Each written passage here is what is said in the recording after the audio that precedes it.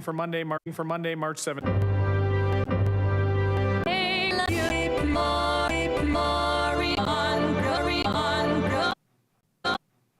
Look to person. Look to person. Joni, covered by the Person. Joni, covered by the upper first live and work. Counselor of a trade war. Counselor of a trade war wing. These have fostered an able to build hiring or trajectory is all are a part of. And as a part of the Great St. Lawrence City's initiative, central administration, former mayor sends it, but also some interesting for other communities. Principal Mrs. Watson, good friend Niagara River Lions at St. Nicholas School, and delivered made business economic growth rate. Letter for the Legion and as a symbol of the Lincoln Welland project and the FES award of individuals who are residents. He is humble. Is set to avoid Meridian Center an exciting opportunity to 20 April 10th. Invest. Do we have any amazing show? 30 at St. John season, and it's a lot of work. Thank you, Mr. Mayor. Update from you tonight? Different fields in the engineering department come together and they try to reach out to people we didn't have them doing part of our lives. Make it the offer, but we are having. Approve the addition of a closed session item not appearing on the agenda this evening. So we'll begin with the motion that council approve the additional closed session item regarding confidential correspondence from Comor. Does the council approve the addition? Councilor McPherson, February 24th. If I didn't get what that was. Okay, thank you. Any other? Okay, thank you. Any other declarations? Affordable housing. And accept those items brought forth. Officer, City Clerk. To participate in other, but that Services Planning Act 3 on board application. Specified council decision. One ready to actions during the meeting, and 3 written. You can come up by law. Up and speak. Nothing to say. Comfortable. We have from the comments that are being. The zoning bylaw amendment.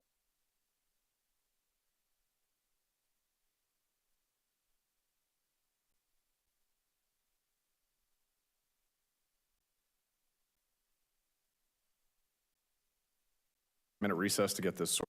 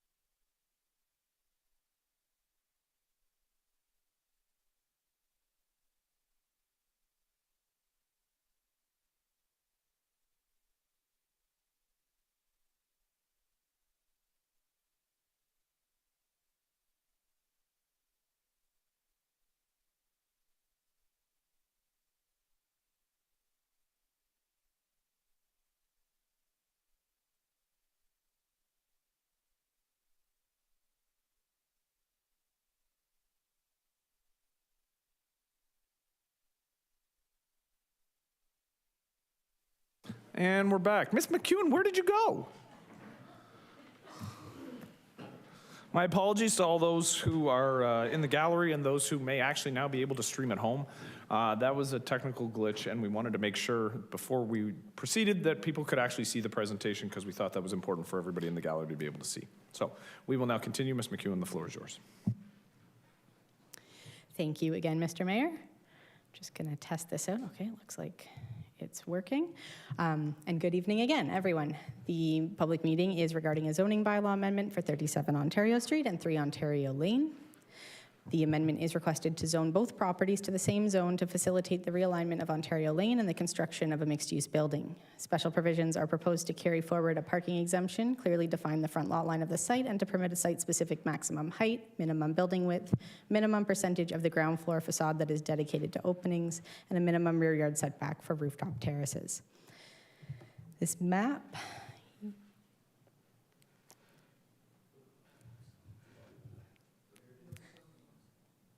shows the two properties. 37 Ontario Street has frontage along Ontario Street and along Ontario Lane, while 3 Ontario Lane has frontage exclusively on the lane on 2 sides.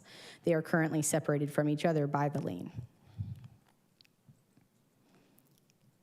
And this shows the front of 37 Ontario Street. The site currently contains the Masonic Temple building, which is to be retained as part of the proposal, and the rest of 37 Ontario is vacant and used for parking. And this is 3 Ontario Lane, which is also currently vacant and used for parking. North of the site, across Ontario Street, there's a city-owned parking garage and several mixed-use buildings as part of the downtown core. To the east along Ontario Street, there's a row of mixed-use buildings, and around the corner on St. Paul Street west, there's an auto business and other mix of uses also to the east. To the south of the site are Memorial Park and the Yates Street Heritage Conservation District and a residential neighborhood, which also continues to the west. And directly west along Ontario Street, there are single-story commercial and office buildings. This rendering shows the proposal from the southeast with the Ontario and St. Paul Street intersection in the lower right and Yates Street neighborhood to the left. The applicant proposes a 33-story mixed-use building containing 308 residential units, commercial units, and office space, and 183 parking spaces. The building fronts onto Ontario Street with a 4-story podium at the lot line next to the existing 3-story building, and an additional 29 stories are set back from the front lot line. Towards the rear of the site, the building drops down in height to 8 stories, 4 stories, then 2, and then a single story as it reaches the rear laneway. This is a top-down view of the proposed site plan, and the current property boundaries are shown here.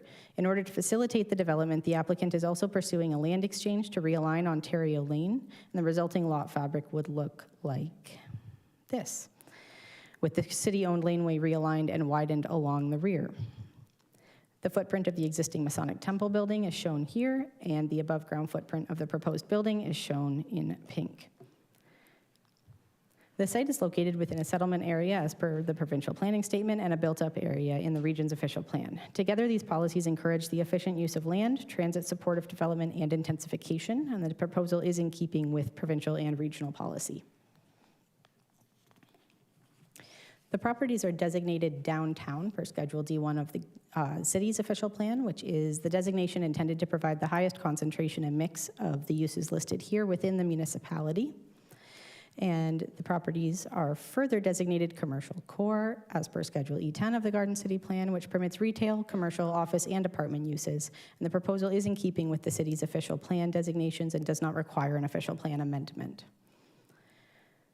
The site is subject to airport zoning regulations related to the height, which would supersede the city's zoning bylaw in any case with regards to maximum height if there were a conflict. The site is shown here with the red star within the approach to the airport, which is shown in yellow, and the requested height does not exceed the airport zoning regulations limit in this location. Ontario Street is zoned downtown traditional Main Street, or C6, with special provision 92. The C6 zone permits a wide range of uses, including retail, office, and residential, with reduced height limits along the street front. Special provision 92 provides an exemption from residential and non-residential parking requirements. 3 Ontario Lane is zoned to local convenience commercial, or C1, with special provision 93. The C1 zone permits a more limited range of uses, including retail and office, and low-density residential units. Special provision 93 exempts 3 Ontario Lane from residential parking rates. The amendment proposes to rezone both parcels to downtown traditional Main Street, or C6. The downtown residential parking exemption 92 is to be carried forward on 37 Ontario and also then applied to 3 Ontario Lane for consistency in the zoning. Special provision 181 is proposed to address some elements of the proposal that do not meet the zoning requirements after redesignation, and staff have recommended also applying a holding provision to require the realignment of Ontario Lane prior to the zoning taking effect. Special provision 181 includes provisions to address these items listed here, which I will go through one at a time, but they include defining the front lot line, establishing maximum height, reducing the minimum building width and percentage of ground floor facade dedicated to openings, and reducing the rear yard setback to the rooftop terrace. So first, defining the front lot line is requested to add clarity given the irregular shape of the lot and the fact that there are frontage on 2 streets, both marked in green here. The Ontario Street frontage, which is circled in blue, would be considered the front lot line, but additional clarity in the special provision will ensure there's no other interpretation. Moving to the maximum height request, these images show the permitted and proposed heights on the site. They show the building from the side with Ontario Street on the right and the rear lane to the left. The standard C6 zoning provides for a maximum height of 11 meters at the street and allows for an additional meter of building height for every additional meter of setback. This is meant to facilitate a specific built form in areas that are meant to maintain a traditional Main Street condition. The proposal is for a maximum height of 109 meters at the Ontario Street frontage rather than the height being pushed back towards the neighborhood to the rear, as it is in the existing zoning. So it is also notable that much of the rest of downtown is zone C5, which is the downtown commercial core zone. C5 shares many features with the C6 zone, shown here, but is not subject to a maximum height limit. As seen on this map, the C5 zone is found on many properties along Ontario Street, including the strip of properties beginning just to the west of this site and running up to Salina Street, about a block away. This slide shows the downtown traditional Main Street condition that this portion of the C6 zoning is based on, and this is the current site, the existing Masonic Temple building and vacant space beside it. This is generally at the end of that traditional Main Street where it begins transitioning into the C5 zoning further west. So in this case, the C6 zoning actually prioritizes this Main Street in a manner that's not sensitive to the lower residential neighborhood behind by pushing the height back from this street. The Main Street condition is ending around this site, which makes it a good opportunity to transition into a commercial core, which allows height to be located closer to the Main Street. To ensure the transition in height towards Yates Street is provided, staff recommend adding lower maximum heights towards the rear of the building, as shown in the recommended image here. We also recommend the building be pushed back from Ontario Street as proposed to establish the podium that contributes to the streetscape. So the blue shown here would all be established height limits. And to contribute to the preservation of the Masonic Temple building, staff recommend adding an additional height limit as shown on the far right image, which shows the front of the building where the space over that existing building is also capped at a lower height. The applicant has requested a minimum building width of 85% of the frontage rather than 90%. The reduced minimum building width could provide some flexibility in the site layout, and that would accommodate a pedestrian connection along the side of the building. And this slide shows the ground floor facade in yellow with openings, doors, and windows shown in blue. The proposal is to reduce the percentage of the facade dedicated to openings from 60% to 55%, and this provision would help preserve the existing building on site, which slightly undercontributes to the percentage of openings as it currently exists. And this image shows the location roughly of the rear yard. This is a zoomed in side view of the building, and the lower floors include rooftop terraces in the highlighted area that are generally required to be 4.5 meters away from the rear lot line, and the amendment would allow the terraces to be located at the same setback as the building itself. And as previously stated, the development plan is based on the realignment of Ontario Lane and the land configuration after that has taken place, so it's recommended that this holding provision be applied to ensure that has to happen before this zoning take effect. The application was circulated to all relevant departments and agencies and no objections were received. There were some notable areas of comment which I'll highlight here, including traffic, heritage, and the laneway realignment. First, the applicant has submitted a traffic impact study based on the proposed 183 parking spaces and has evaluated different access locations for the site. Ontario Street is a regional road and Ontario Lane is city-owned, so both regional and city traffic staff have provided comments and have expressed concerns with the traffic impacts regardless of the access location. And in order to receive site plan approval in the future, the developer will need to find solutions that result in more appropriate traffic impacts. Solutions could include revising the design of the building to have vehicular access to Ontario Street as well. Alternatively, they could reduce the amount of parking or look into opportunities to further modify Ontario Lane. In any case, an acceptable traffic impact will need to be achieved through the site plan approval process, and none of the requested changes to the zoning bylaw directly impact any traffic generation on site. With regards to heritage, the proposed conservation and adaptive reuse of the Masonic Temple building is supported by heritage staff. The retention of the facade will support the heritage character of Ontario Street, and the proposed tower location has considered shadowing impacts on Yates Street Conservation District. Heritage staff have noted that during construction, continuous structural monitoring should be undertaken for the existing Masonic Temple building.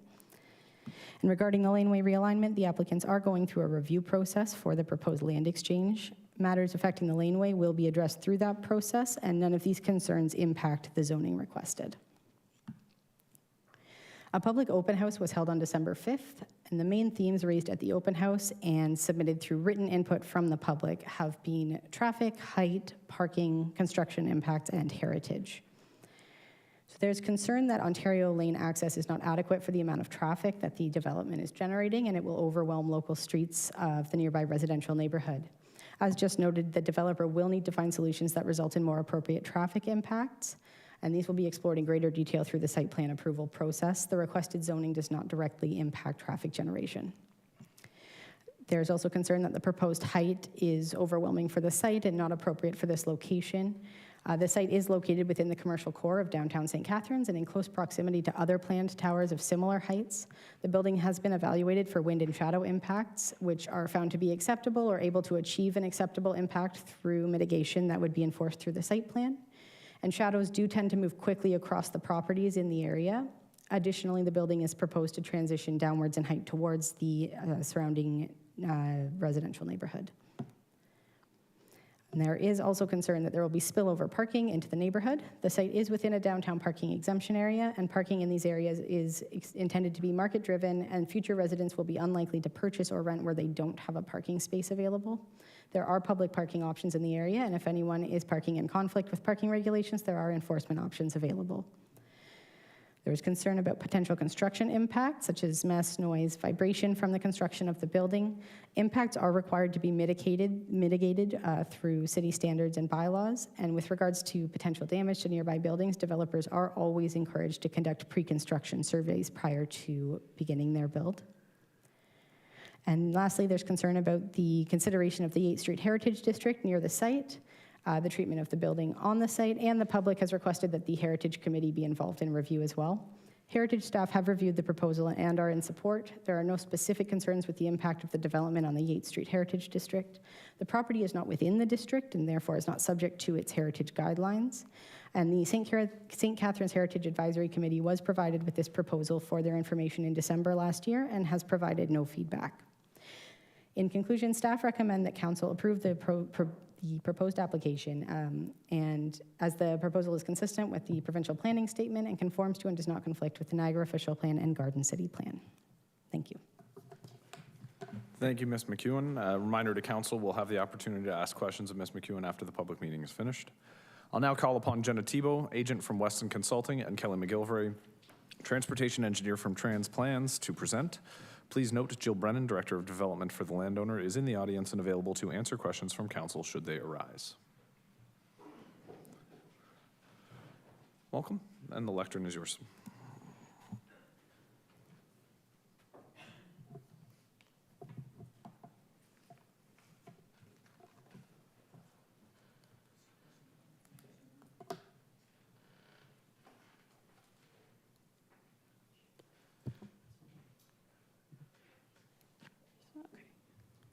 Just wanted to test that out. Okay, well, good evening, Mr. Mayor, members of council. My name is Jenna Thibault. I'm a planner with Weston Consulting, and I'm the planner for the landowner. With me this evening, I have Kelly McGilvray, the transportation consultant with Transplan, and we will be sharing tonight's presentation.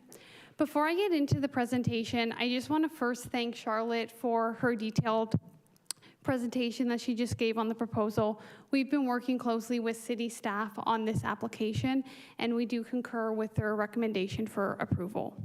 Lastly, before I get into my presentation, I just want to make it very clear that we're still in the early stages of this project. We're only at the rezoning stage, and that's the application which we'll be speaking to you about tonight. So the subject property is comprised of 2 parcels that are separated by Ontario Lane. As Charlotte mentioned, there is a land swap being proposed with the city, which will result in the realignment of Ontario Lane and widening the lane to 6 meters. This will allow for the merging of the 2 parcels. The subject property is located in the downtown area, and the introduction of this new development on the property will help to support local businesses, not in just the immediately surrounding area, but in the downtown at large. As well, the site is adjacent to the 8th Street Heritage District to the south. This figure provides a visual representation of the land uses in the surrounding area. So to the south of the property are mostly residential and green space uses, and to the north, east, and west of the property are mostly commercial and office uses. From a planning policy perspective, I just want to highlight, as Charlotte mentioned, that this site is located within a strategic growth area. This is where intensification and population growth is targeted. The proposed development conforms with the official plan policies that relate to urban growth centers and to lands within the downtown. As well, I'd like to note that the height of the proposed building conforms with the official plan policies. The proposed development is for a mixed-use building that will consist of commercial, office, and residential uses, both condo and rental units. I'd also like to highlight that several years of work have gone into the development of this proposal. This includes extensive consultation with staff, as well as over a year of work with the city engineering department in order to undertake a flow monitoring program to assess the sanitary capacity of the sewers within Ontario Street. This work was cost-shared between the landowner and the city because this information about servicing allocation was not only important for this development, but important data for the city to have. The proposed development contemplates a total of 308 units consisting of studio, 1-bedroom, 2-bedroom, and 3-bedroom units.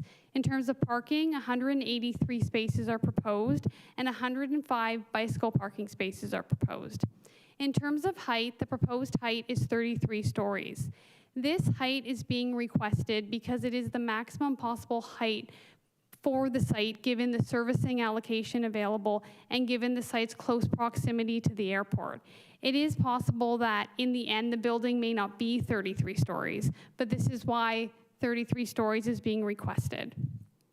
In terms of the design of the building, the podium incorporates massing step backs at the rear and the east side to help minimize the impact of the building on the adjacent low-rise neighborhood. So this slide here presents the context plan, and it clearly illustrates how at the rear of the building you have step backs at the 8th, 4th, 2nd, and 1st story, and how at the east side you have step backs at the 2nd and 1st story. As well as mentioned in Charlotte's presentation, the massing of the building has been brought closer to Ontario Street so that it is further away from the adjacent residential area. This slide presents a couple renderings of the proposed development. I just want to make it clear that these renderings are conceptual and details related to color and materiality will be further confirmed at the site plan stage. A key aspect of the proposed development is the preservation of the Masonic Temple building and maintaining the heritage character of Ontario Street. The building massing integrates the 3-story Masonic Temple building into the podium in order to create a compact design that aligns with the surrounding area. The podium stands at 4 stories along Ontario Street and acts as a natural extension of the existing distinctive street wall character you see on this main street. As well, another key feature of the design is that the tower steps back about 3.4 meters from the podium in order to reduce its impact on the street and help to foster this human-scaled pedestrian environment.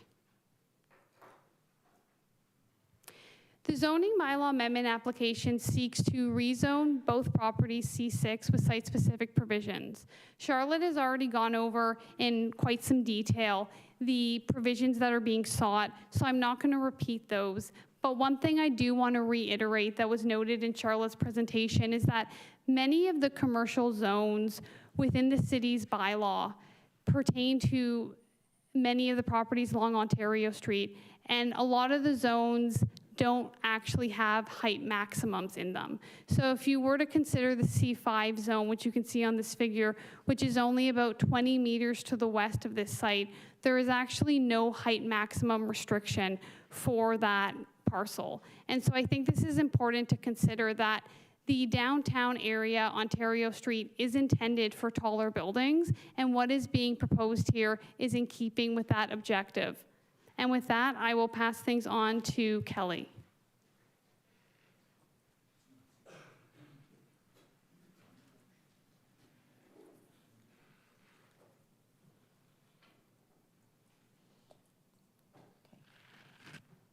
Thanks very much. Again, good evening to Mayor Cisco and councillors.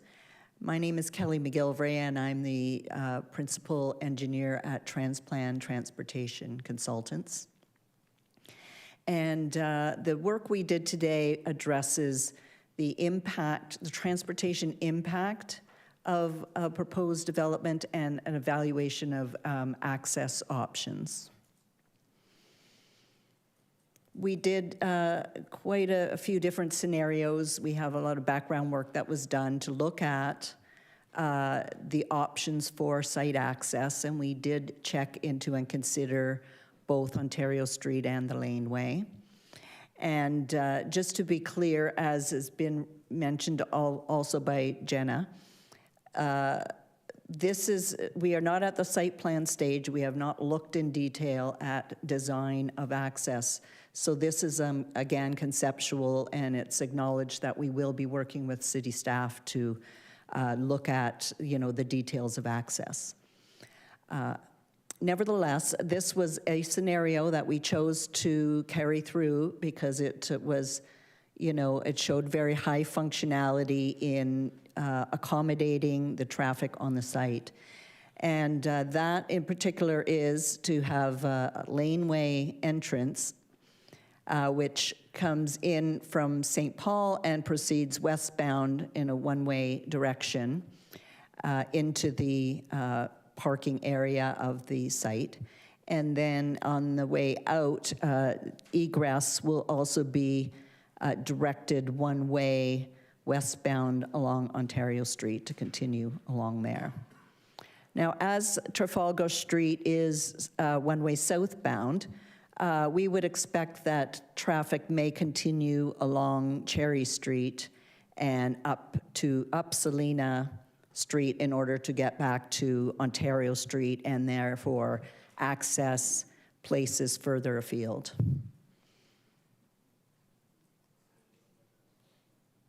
So the ways that we evaluated this, there's some sort of traditional things that transportation engineers use to evaluate does this scheme work well or not. One of them is called levels of service, and we have a grading system that goes from A to F.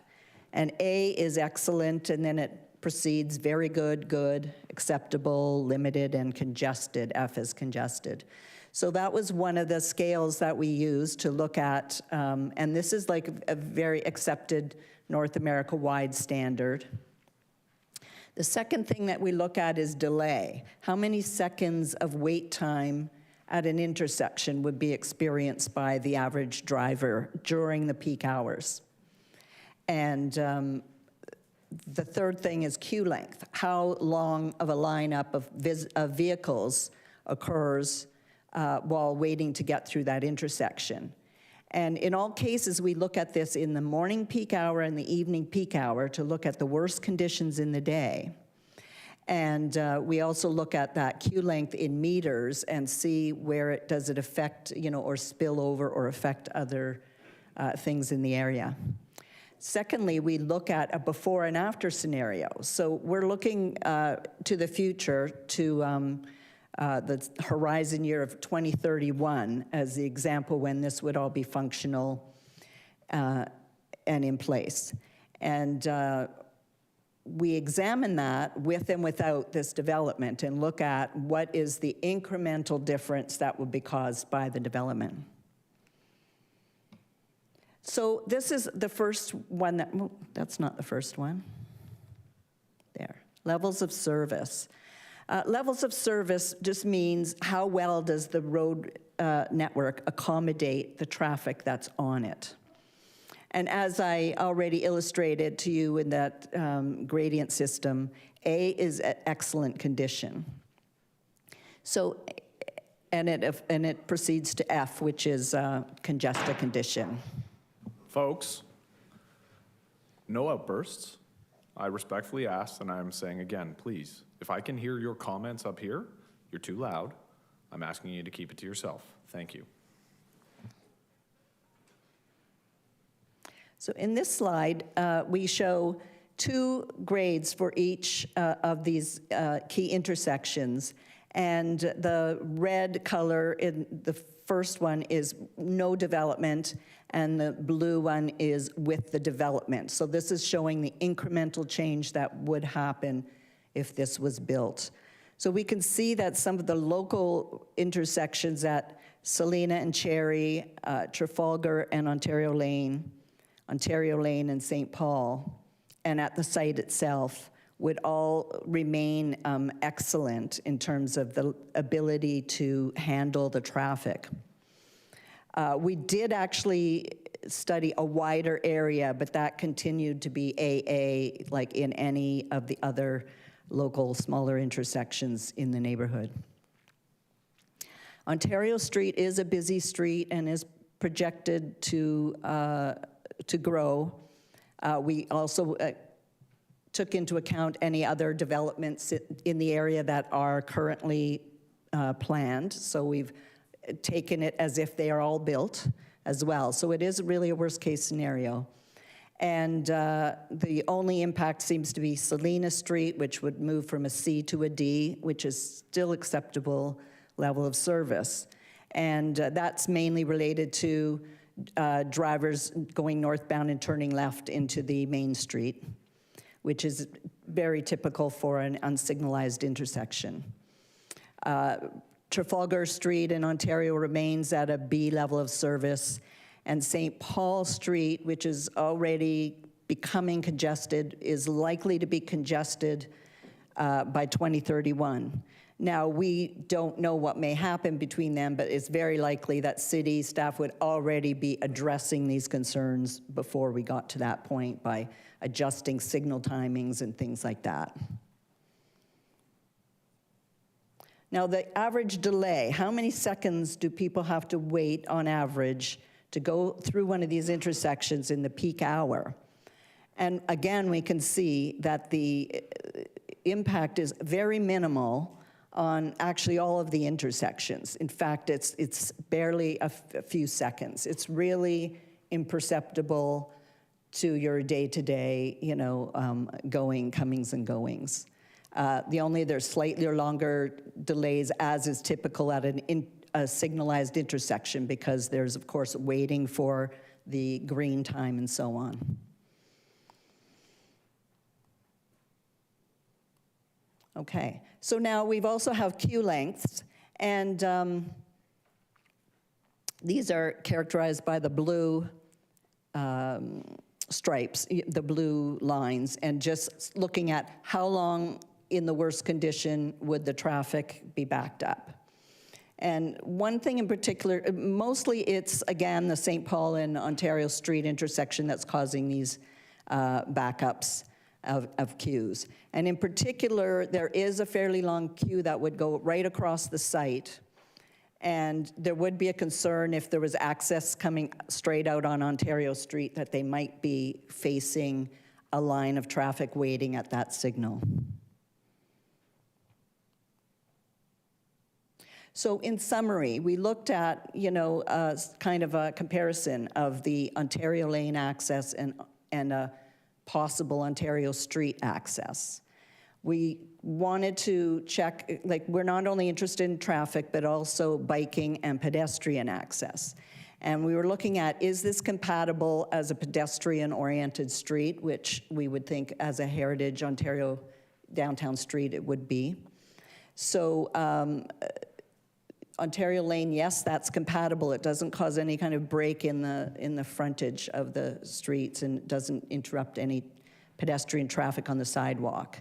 And for Ontario Street access, if that were the case and there was a driveway coming off that street, that would be an interruption to pedestrians. The level of service of those two alternatives is an A for the lane as opposed to an E for the street access.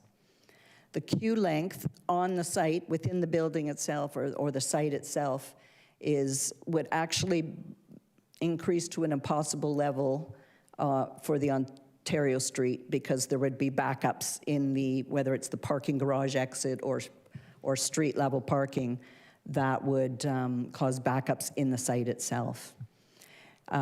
In both cases, though, there is minimal impact on local roads. Now, we recommended as a condition of going forward with the conceptual plans to show the Ontario lane access, and that's why it's shown in the reports. But again, at site plan stage, we'll fully be working with staff on that. And thank you very much for listening.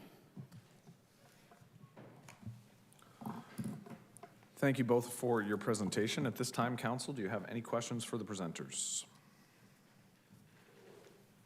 Councillor Dodge. Thank you, Mr. Mayor. Through you to the presenters. Only because you're the freshest, the transportation part of it.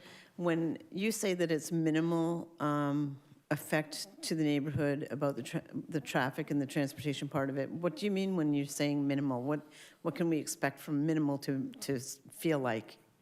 Well, in any of the, measurable systems that we use to measure traffic impact, like level of service, there is no change in the level. If we look at delay, the changes are less than 5 seconds. And if we look at queue length, there's no difference. So it's really not perceptible. It means the amount of the amount that by which traffic can change from day to day just from any other thing would be almost the same as the impact of this. So it's really not minimal, meaning you wouldn't have a big perception of that difference. Okay. And then where you're pushing the traffic into the neighborhood, do we have traffic counts on what the impact would be for those neighborhoods? Because, I mean, if you're living in a very quiet neighborhood where you don't have a lot of traffic other than, your neighbors that are there now, to all of a sudden having this much larger, residential area and pushing them into going through your neighborhood, like what kind of impact do you feel that that's going to have on the neighborhood? If I can just go back. Can I go back? No. Oh, okay, good. So here we just have some traffic volumes that we're expecting. So inbound, typically 47 vehicles in the morning peak hour of the morning, and 77 in the PM peak, going in, and then coming out would be 63 in the AM and 70 in the PM. So that is, like 1 vehicle per minute or something like that. It's yes, you might notice that I used to have 1 vehicle per minute, now I have 2 vehicles per minute, but in terms of quality of life or use of the property or use of driveways, it's really not a major impact. Okay, because what was it, 180 parking spaces that was recommended or asked for? That's what's just on, within the So you're current like scheme. counting on like a third of that traffic coming in and going out during the day, like at the peak times? Well, what we look at really is, the generator of traffic is not the parking spot, it's the unit, the residential unit, you know? And so you look at the residential units, and some people will drive, some people will walk, some people will take transit, some people will bike. All of those things are taken into account. And then also, like typically peak periods are about 2 hours. So this is the peak of within that 1 hour within the 2 hours. So there's shoulders times where there's, you know, some action happening as well. But so it's not meaning that everybody who leaves to go to work and drives are leaving in that same time. And that's, you know, so. Okay, thank you. And then I just have a couple other questions. One is, I know you're in the early planning stages and whatnot. Are there any green initiatives being looked at for this development site? Sorry, can you repeat that? I didn't hear the full question. Sorry, are there any green initiatives going into the site for the building of the facility and whatnot? So through the chair, at this point, we are still in early stages, but that is something that we are considering, and we will be looking at that in further detail at the site plan stage. Okay, thank you. Thank you for your time. Thank you, Councillor Dodge. Councillor McPherson. Thank you, Mr. Mayor. Thank you for your presentation. Just a couple of questions, and it really does focus on the traffic. As part of the traffic study, and I'm sure it doesn't apply, but I'll ask anyway, did you look at the impact it might have on the pedestrians around because it's a neighborhood that has a lot of people walking, a lot of people go into the neighborhood specifically who don't live there to walk their dogs, take their kids to ride bikes, that sort of thing, because it's a quiet, safe place for people. Was that looked at as part of the traffic impact? Yes, it was. So in particular, the idea is to, you know, not create more conflict between cars and pedestrians. So that was one of the reasons why the laneway access did get a higher rating in that initial, you know, thing that we looked at, is to not have a driveway crossing over a sidewalk. And secondly, the scheme currently has a pedestrian access laneway going along the one side of the building, so that there's ability to come through, walk back to parking. There's also quite a large number of on-site bike parking spaces, both for owners and guests. Okay, I guess I'm more focused on the Cherry Street and the Salina access points, because as somebody who walks on Salina or Cherry frequently, it's a very narrow street. Was that looked at when it came to, because it's currently a two-way, so what happens is a lot of people will, you know, you're pulling to the side or you're waiting. Was that looked at as part of the traffic study, that to have that additional bit of traffic coming from Ontario Lane onto a street that's already quite narrow? Was that looked at as part of the study? Yes. And I mean, as far as we know, that in general, the width of Cherry Street is adequate for 2 vehicles to pass. And there is, there's no effect on walking on the sidewalk related to that. There are already 3 commercial parking lots with access directly to Cherry Street that comprise 88 parking spaces, and other, you know, commercial properties on the north side of that street. Okay. Okay. And I guess the other question would be, I believe it was mentioned just in the previous part of the presentation, that there is, you're actually not, you don't know how many stories you're going to build at this point? Is that, I'm just trying to make sure everybody understands what's going on here, so. Through the chair, yes, that is correct. So at this point, a maximum of 33 stories has been requested because that is the maximum height possible for the site based on the servicing allocation work that was done and given the site's close proximity to the airport. But it is possible that the building may end up being less than 33 stories. There's a lot of other factors like market conditions, cost of construction, a lot of things that are going to come into play when it comes to what the ultimate height of the building's actually going to be. But again, at this point, we're just at the zoning stage, and so we're requesting 33 stories because it's the max possible height. But at the site plan stage, when we do the further detailed review, determine the number of units that there's actually going to be proposed in the end, consider the market conditions, that's when we're really going to determine what the height of the building is going to be. And just as part of that, I want to note as well, to just kind of complement some of the things that Kelly said, when it comes to traffic as well, in the end, there may end up being less units and fewer parking spaces that end up being constructed. And these are, again, details that we'll determine at the site plan stage. And that will also have an impact in terms of what traffic generation this site will have. And that's all part of the detailed design work that we will do once we make it to that stage of the process. Okay. So hopefully that's clear in terms of the building height. Yeah, thank you. And just to go back to the traffic for a second, the length of time, that image where you had the length of time to wait, I'm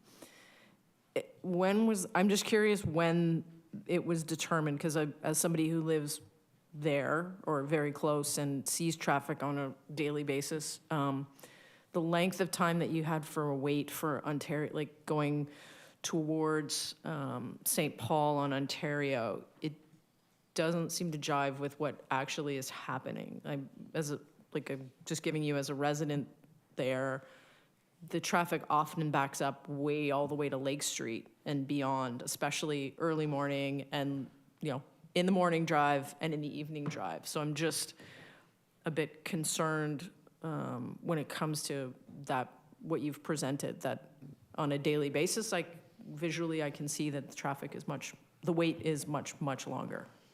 Yeah, so I'm just what's curious. presented here are the average wait conditions, so there could definitely be people who have a much quicker or no wait, and there are people who have a much longer wait. So if you hit a green light, you're going through, you had 0 wait, and then someone else hit the red light and they had to wait for the minute or whatever it takes for it to go through its cycles. So then in that scenario, the average would be 30 seconds. So that's sort of the way it's done. It's modeled more it's measured and looked at in the present tense, and then in the future conditions, that's modeled with very well accepted transportation software to predict if we added more traffic to it, how would that change?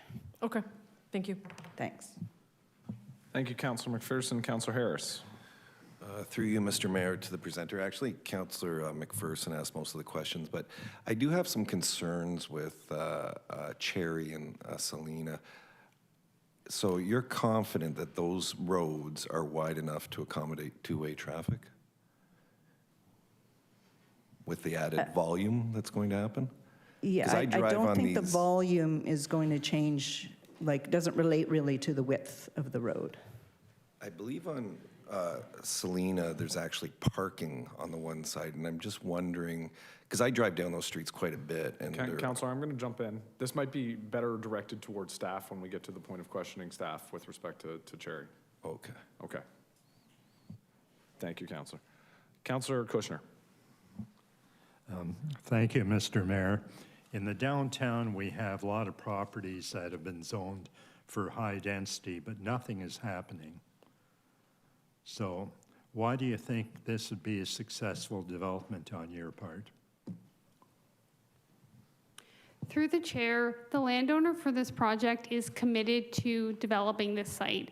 And that's been made very clear in all the conversations that we've had with staff. And this was also made very clear when we were at the open house back in December. We are aware that there have been approvals for several sites in St. Catharines, in the downtown, and you're not seeing any development, and we're aware of that. But in this case, the developer is committed to developing, and I hope that is how I can answer your question, is that there is a commitment here to see something built. Has the marketing research taken place? Through the chair, at this point, hasn't yet been a full market assessment done, and that's something that will be looked at the site plan stage, and that goes back to Councillor McPherson's question about height, in that, in the end, we don't know how tall this building is going to end up being. That's going to be largely driven by market conditions, and at the site plan stage, that's when a more thorough analysis of the market conditions will be done to determine what an appropriate number of units will be. You said there's a maximum height. Is there a minimum height? Through the chair, no, there's no minimum height. I think under the official plan, there's a minimum height requirement of 2 stories, but there's no minimum height that's been set for this proposal. Okay, my last question is with respect to a property down the street where the Welland Hotel used to be. It appears to be approximate in size to your property. Did you consider that for redevelopment? Through the chair, no, we did not look at that site. And why would that be? Through the chair, the landowner owns these 2 properties at 37 Ontario Lane and 37 Ontario Street and 3 Ontario Lane. And so since these are the only parcels that are owned by the landowner, these were the only parcels that were considered for this application. Right, thank you. Thank you, Councillor Kushner. Councillor Phillips. Thank you, Mr. Mayor. First of all, are these going to be rentals or are they going to be condos? Through the chair, there's an intention to have a mix of rental and condo units. Okay, thank you. As far as parking is concerned, your parking that's going to be on ground, is that going to be assigned to residents? Or how many parking spaces will be left for visitors, handicap parking, things like that? Through the chair, so at this point, we're proposing approximately 183 parking spaces, though that number could change through the site plan stage when we determine more of the specifics of the development. Now, as was mentioned in Charlotte's presentation, there is no parking requirements for residential or non-residential in the downtown area. So as it relates to the parking that's provided, the requirements under the bylaw and the provincial legislation for accessible parking spaces will of course be met, and then a decision will need to be made by the landowner once the marketing research is done to determine how many of those parking spaces would be allocated for purchase for residential units or rented for residential units, and which would be for non-residential. So at this stage, we're proposing the 183 parking spaces, but that could change once we get to the detailed design. And you're going to have commercial units on the bottom floor, right? Okay. There's an intention to have the commercial space on the ground floor, that's correct. So you'll need parking spaces for commercial or office spaces too. So my concern is, again, as usual with myself, is you've got 308 units in very few parking spaces, and it's to have overflow parking. I know there's a garage across the street, but you don't want people running back and forth across Ontario Street to get to your units either. And one last question, as far as bicycle racks are concerned, you have numerous bicycle racks. Unfortunately, Ontario Street, St. Paul Street, and most of the streets downtown don't have bike lanes. To me, that's a real concern, because the councillor to my left might be able to give me more confidence in this, but to me, to have that number of bicycle racks, that's great if it was somewhere where you're going to be able to ride a bicycle, but you don't see too many bicycles riding on Ontario Street or St. Paul Street or anything like that. So that to me is a concern. Has that been taken into consideration, how you're going to access bicycles in and out of the units? No, right now, I mean, that's really something that may happen in the future for the city. There's nothing being identified in terms of any planned bicycle lanes in the direct immediate area. We know that there's access to residential streets and side streets. We know that there's parkland in the area. We know that, you know, there's different options. So in general, as a biker, people don't want to get killed, so they tend to pick, you know, roads that are safe for them. Good point. Thank you. I think that's probably the comment of the night. I do appreciate it. I'm glad it took a traffic engineer. Councillor Lindell. Thank you, Mr. Mayor. Through you to the presenters, thank you very much for being here. I have a question about the building. I'm going to piggyback onto Councillor Phillips. You said it's condos and rentals. Do you have, regardless of what size building it is, what percentage of condos and what percentage of rentals they might be? Through the chair, no, that hasn't been determined yet. And would your rentals be attainable, affordable housing or market value? Through the chair, it's intended that it would likely be both, so that there would be some affordable, attainable rental units as well as some that are considered market. And would that be half and half, or do you have an idea of that yet? Again, no, that hasn't been confirmed at this stage, but there is a commitment to look at having a mix of the rental and condo as mentioned. Okay, thank you. Thank you, Councillor Lindell. Councillor Williamson. Thank you, Mr. Mayor. Through you to the presenters. Early in your presentation, you mentioned something about the details of access have not been worked out, and there's a number of occasions that we're talking about early stages of planning. Is it customary to be not having kind of done some of this work when you're coming to us to ask for an amendment to the official plan? Or don't those kind of things get worked out prior to this stage? Through the chair, I can begin answering that question, and if there's anything Kelly wants to add, she can. But at this point, at the zoning stage, the zoning bylaw amendment is not impacted by the traffic scheme. So traffic generation does not impact this. So as part of the conceptual design work, we put together a proposed scheme as part of the application, but it is typical that at the detailed design stage during the site plan is when you would actually work out the details and determine what that ultimate solution is going to be for access. Okay, thank you. And then I'm not sure if you've done work in St. Catharines before, and we talk about transit-oriented development, but we're quite different than other areas in the GTA in that we don't have, obviously we don't have a subway system, we don't have streetcars or light rail, and our busing system is serviceable, let's say, but not as frequent as some other places. Did you take that into consideration when you did your transportation plan and other planning?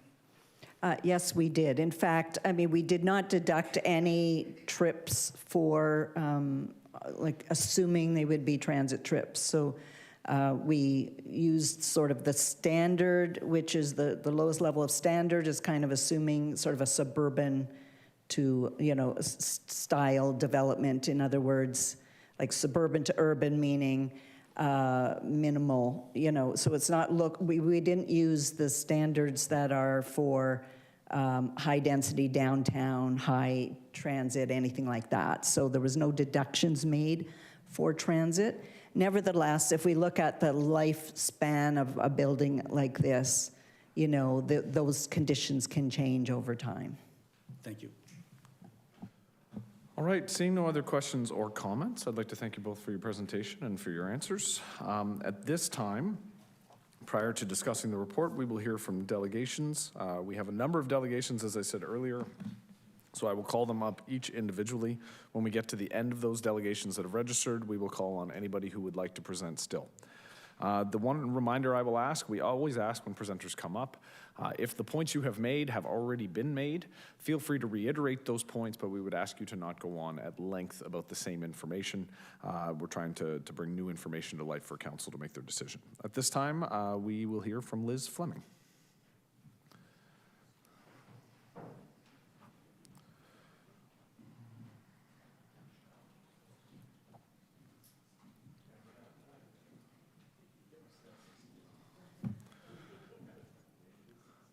Councillor Williamson, we do appreciate your moonlighting as the Sergeant-at-Arms. Ms. Fleming, the lectern is yours. Thank you. Good evening, Mayor Cisco, and members of the St. Catharines City Council, and city administrators.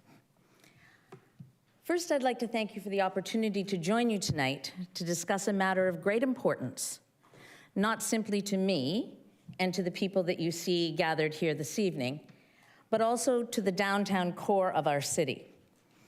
You've received a significant number of written submissions from us regarding the Planning Committee report that's been discussed, and we've made our concerns known very clearly. Our hope is that the information we've provided and the delegations you're about to hear now will persuade you that a serious mistake needs to be averted.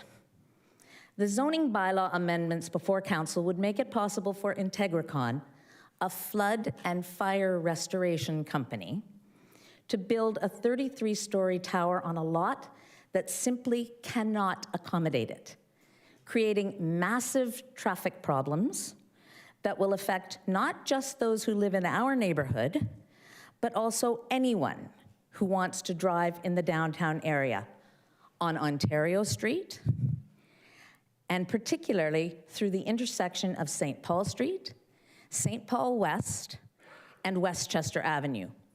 It's a key intersection, as I'm sure you'll agree. If the traffic problems presented wouldn't be enough, the plans for the outsized and ill-conceived tower include parking for only 40% of the units. This would instantly create an enormous parking problem in an area where finding spaces on old, narrow streets is already a challenge. Before I go any further, just for context, I live on Salina Street, and I have lived on Salina Street for almost 40 years. And I can tell you that finding parking downtown in our area is damn near impossible sometimes. I am by no means an expert in either traffic flow or parking, but fortunately, I have neighbors who are well-versed in both and who have taken the time and the considerable effort necessary to produce compelling presentations for council. You're about to hear from them. What I am well able to speak about is our neighborhood. We are a heritage district, and there are many people who own older homes that could potentially be damaged by the digging and blasting that would be necessary to create the underground parking proposed by Integricon, that fire and flood restoration company.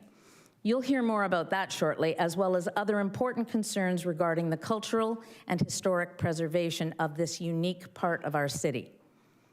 But don't be fooled into thinking that this is a not in my backyard issue.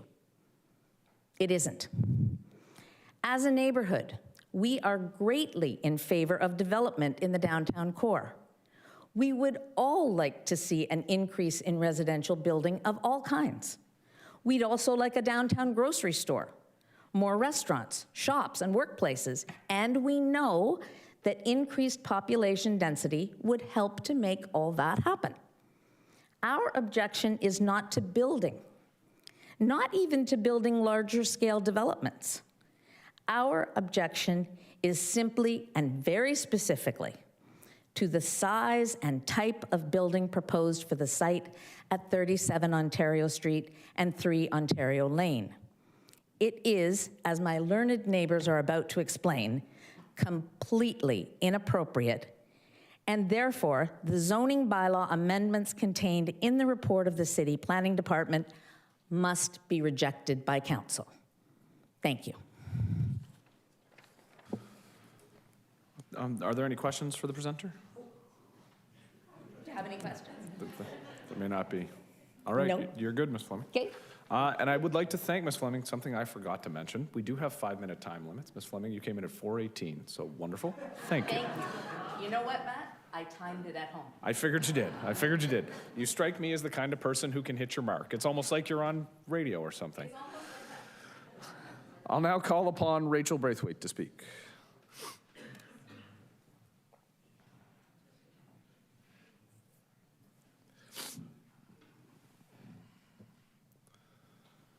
Ms. Braithwaite, the lectern is yours.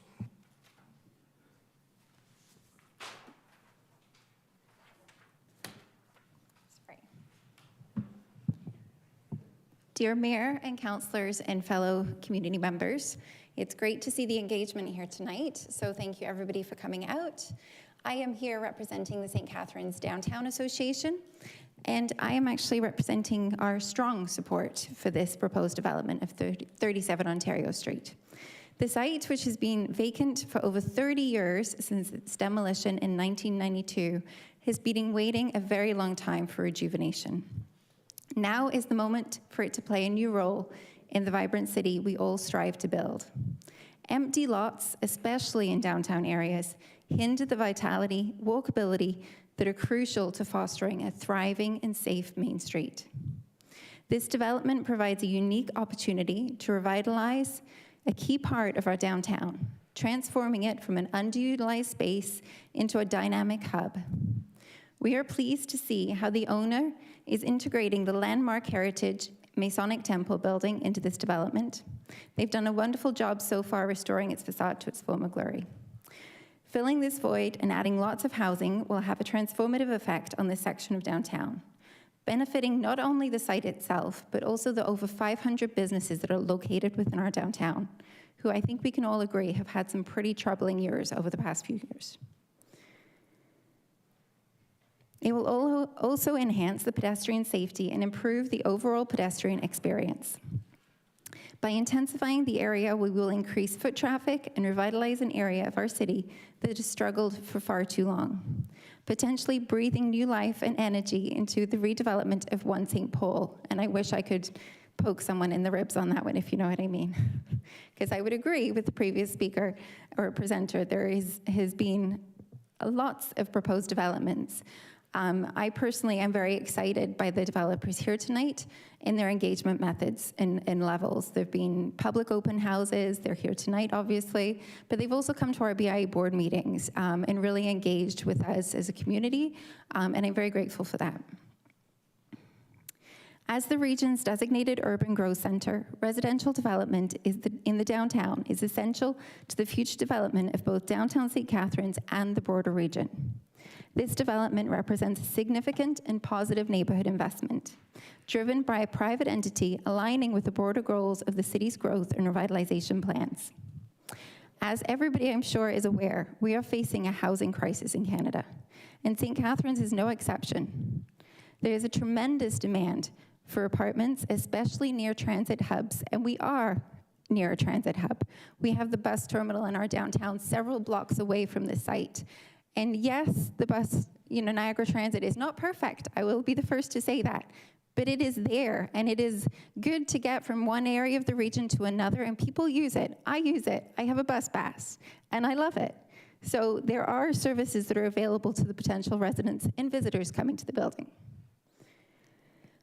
One-bedroom apartments in St. Catharines are quickly leasing for upwards of $2,000 a month. That's often more than most people's mortgage payment. But those who aren't in the housing market right now are priced out of the housing market. This is their only option. And I'm pretty sure we can all agree that this is a better option than the encampments that we are seeing pop up. We understand that some residents do have concerns, and we are not downplaying those concerns. However, we do not believe that the development of this size will result in unmanageable increases in cars on our streets. We've been to other developments of similar sizes, if not bigger, and sat and watched the traffic, and it has been manageable. It's barely noticeable coming out of the intersections. Like all our neighbors, people who will not enter or leave their homes all at the same time. There will be no tsunami of cars on any street in the downtown. As with all apartment buildings, bike infrastructure will be integrated into the building. And I personally am very excited about that because, believe it or not, I do have biked downtown before. Not very often, but that's just because I'm not a very good biker. But there are many people that do bike and want to bike to our downtown. But I agree with what councillors around this table have said. Our bike infrastructure needs improved, and that is something council can assist with. If you want to get those cars off the street, please give us bike lanes. We have a committee for cycling infrastructure in our downtown that we have set up based on demand because we hear our members want that. They want bike lanes. So please, I urge you to do that as a way to decrease the car traffic. I'm going to stop because I see the timer and I've got 3 seconds. Very well done, Ms. Braithwaite. Are there any questions or comments from council? All right, seeing none, thank you for the presentation. At this time, I will call upon Eric Lotherington to speak.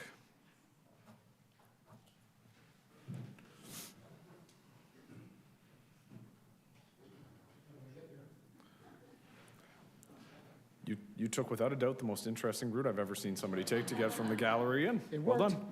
I think Councillor Williamson is a little bit disappointed, but the lectern is yours, sir. Good evening, folks. My name is Eric Lotherington. I have been a Yates area resident for 32 years. I'm a big supporter of downtown. We need the extra density, but not this much, and not in this very constricted 1800s city center block. So I read through the 177-page transplant study. I don't know where Kelly is. Cured some insomnia anyway. I'm going to break it down into 3 areas. Ontario Lane, driving through Yates area, and then egress to Ontario Street.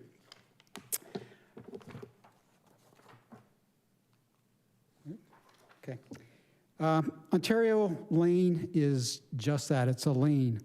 The proposal doesn't have any kind of a pull-off on Ontario Street at the front for emergency vehicles or drop-offs, so 100% of the traffic associated with this is being driven through Ontario Lane. That's the 308 residential units, the 2 stories of commercial, plus all the existing buildings and tenants that are there. The plan is to widen it to 6 meters within site plan limits.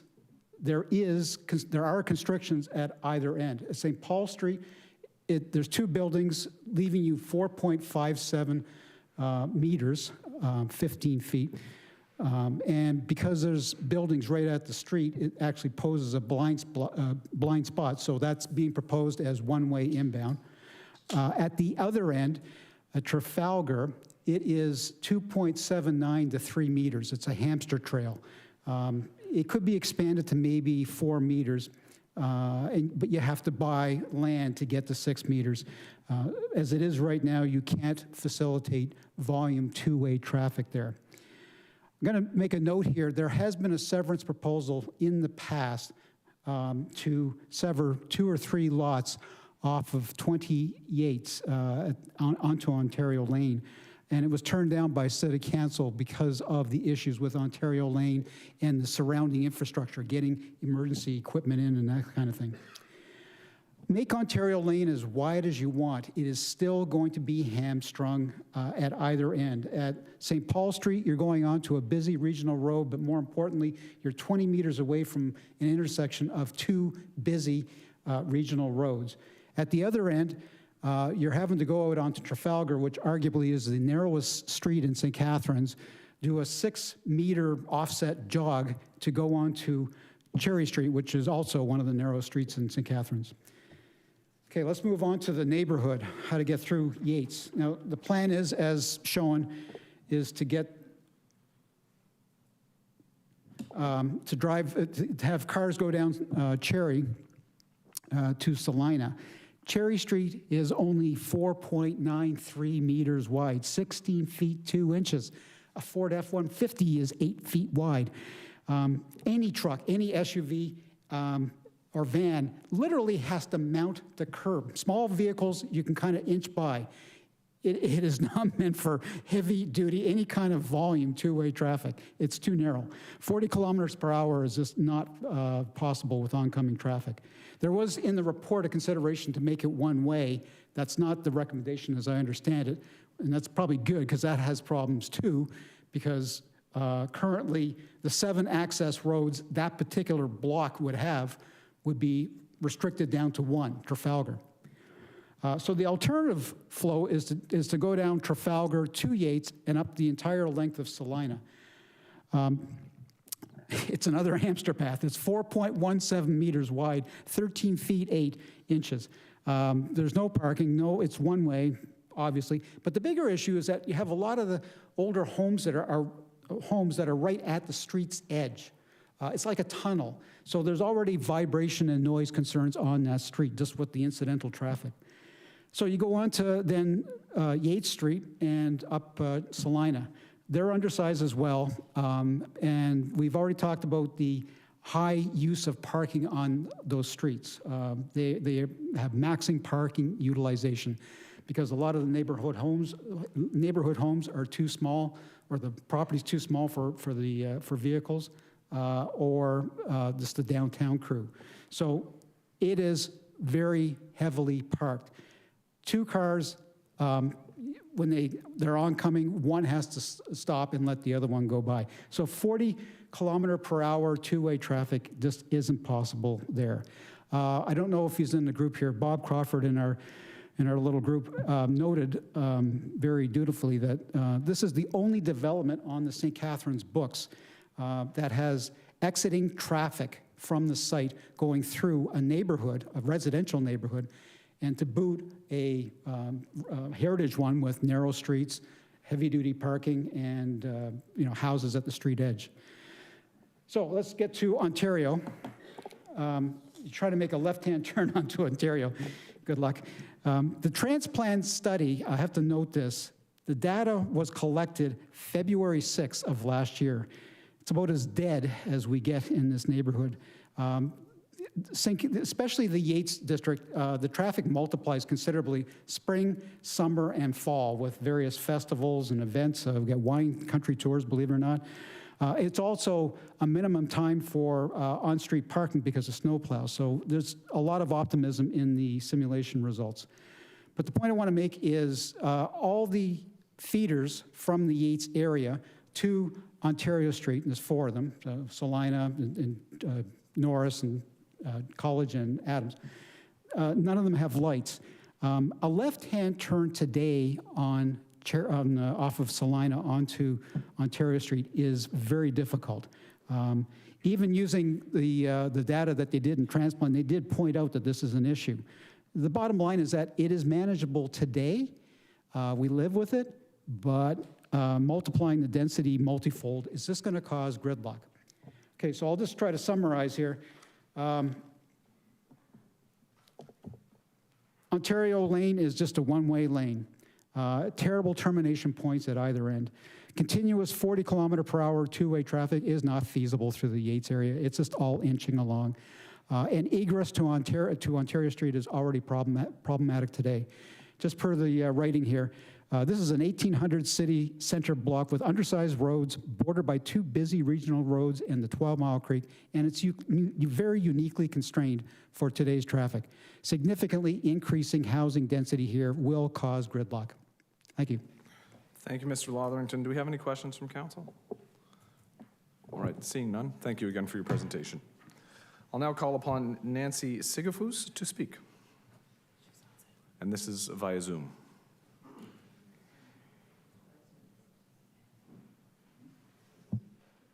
Hey, everybody. Good evening. Can you see me all right? We can see you and we can hear you.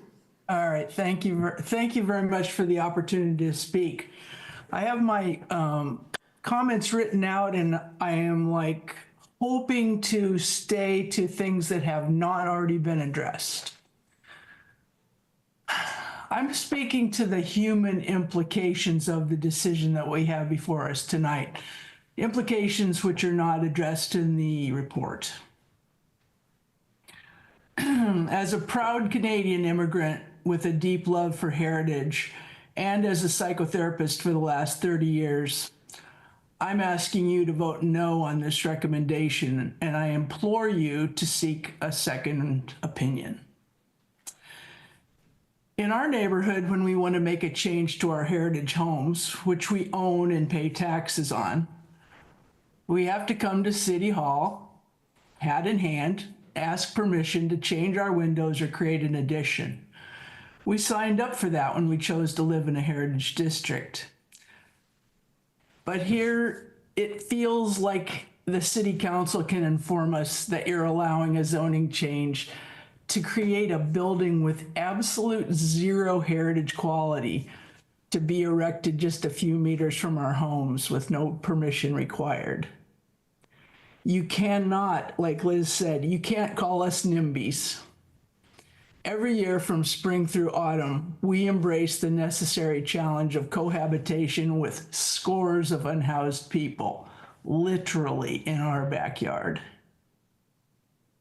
So, I'm speaking to you, the people we elected to represent us. You loved a doorbell in our neighborhood. You've sat on our front porches and you've promised that you'll have our best interests at heart. Now we're wondering about your promises. Counselors, and I know that you all have a personal attachment to all parts of the city, but the truth is that tonight's vote is an agenda item for you. None of you will be personally affected by this decision. I wonder if any of you have come to the building site and actually stood there. I walk there every single day. Unlike those of us who've invested in the Yates neighborhood, you haven't shed tears or lost sleep over this proposal. You haven't spent months with a steady drip of anxiety as you live under the specter of this life-altering change. You haven't had the hard conversation at the kitchen table discussing how this construction project, an architectural eyesore, could so diminish the livability of the neighborhood that it may be impossible to remain in your home. You aren't facing the reality that you very well may need to sell your beloved heritage home with a reduced property value caused by this development and leave the place where you intended to live out your days. So tonight you give us each 5 minutes to speak. 5 minutes to try to tell you how your vote can force us to completely upend our life plans. 5 minutes to explain how, for us, it will ruin the quality of our life. As a psychotherapist, I implore you to consider the mental health implications that these years of close-by construction and the result of having a building like that in our neighborhood will have on the people. Okay, if my words seem too narrowly focused on us homeowners here in the shadow of the bad idea, let's go to wider to discuss the elephant in the room, which is the big picture, and I'm adding to the mayor's comments at the beginning of council today. As a country, we're facing a time of unparalleled economic instability and uncertainty. Our dollar is extremely low and could go lower. The supply chain of building materials is in chaos. We live 20 kilometers from a border where our sovereignty is being threatened. This is not the time to create more chaos and instability in our city. We need to take a breath and pause. There's nothing here that can't wait. Create a moratorium on proposals which may well begin and then stall mid-project. The last thing we need is a 50-foot deep hole with a fence around it left behind when the fire and flood restoration company runs out of money. Please don't add to the chaos. Take care of your citizens in this time of existential threat. Don't ignore the elephant or the wolf at the door. So in conclusion, I want to say that we just lost a councilor who wasn't afraid to vote for heritage over tax revenue. How about you vote in memory of Carlos Garcia, who knew the difference between short-sighted thinking and true stewardship of our beautiful garden city? As you rush to approve these 100-meter buildings around our beautiful town, don't lose sight of the promises that you made to us, the citizens who elected you. Think of us and listen to us as we gave you our trust. Councilor Garcia understood this. Please think of him when you vote. I implore you to please vote no. Thanks for your time. Thank you, Ms. Sigafus. Are there any questions? All right, seeing none, thank you for the presentation. At this time, I will call upon Peter Klausi to speak.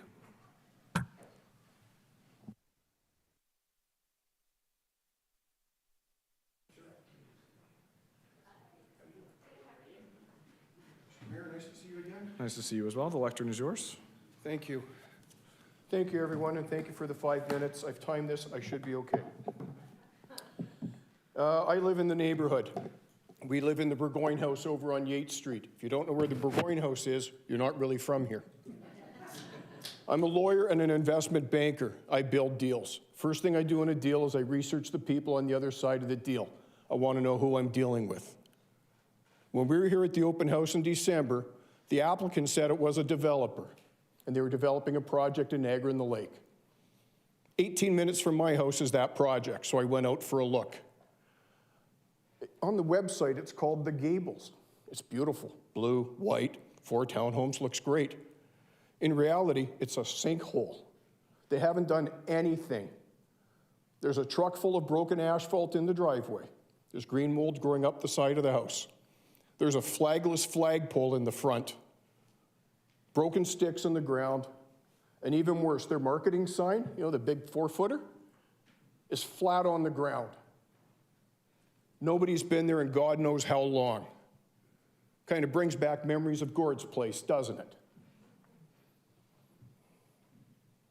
Then I went to the applicant's website where they call themselves a fire and floor, let me get it right, floor and fire restoration expert. And unless they set fire to the Masonic Temple, I don't know how that skill set's going to be of any use here. They also describe themselves as being a one-stop shop for property restoration and construction. And as you all know, being in construction is vastly different from being a developer. They are 2 completely different skill sets. Finally, this one matters a lot to me. At the open house, I was rather annoyed that the CEO of the applicant wasn't here. No CFO, no COO, nobody in leadership. So, Mr. Clause, I understand you have concerns with respect to the open house, but we do have to keep this to the planning matters. I'm getting there, sir. If I could have 20 seconds. I'm going to ask you to get there quickly. I'll get there quickly. Thank you, sir. My concern is that there was not a leadership group here. There certainly isn't a leadership group out in Niagara on the Lake taking care of that house. And it brings to mind Gord's place, or that dilemma at the corner of Church and William. We don't need more of those. The quality of the developer matters. And there's some reason to give that a second thought. Thank you for your time. 2.5 minutes. Any questions? Are there any questions? All right, seeing none, thank you, sir, for your presentation. Thank you for your time. Now call upon Ian Lawrence to speak.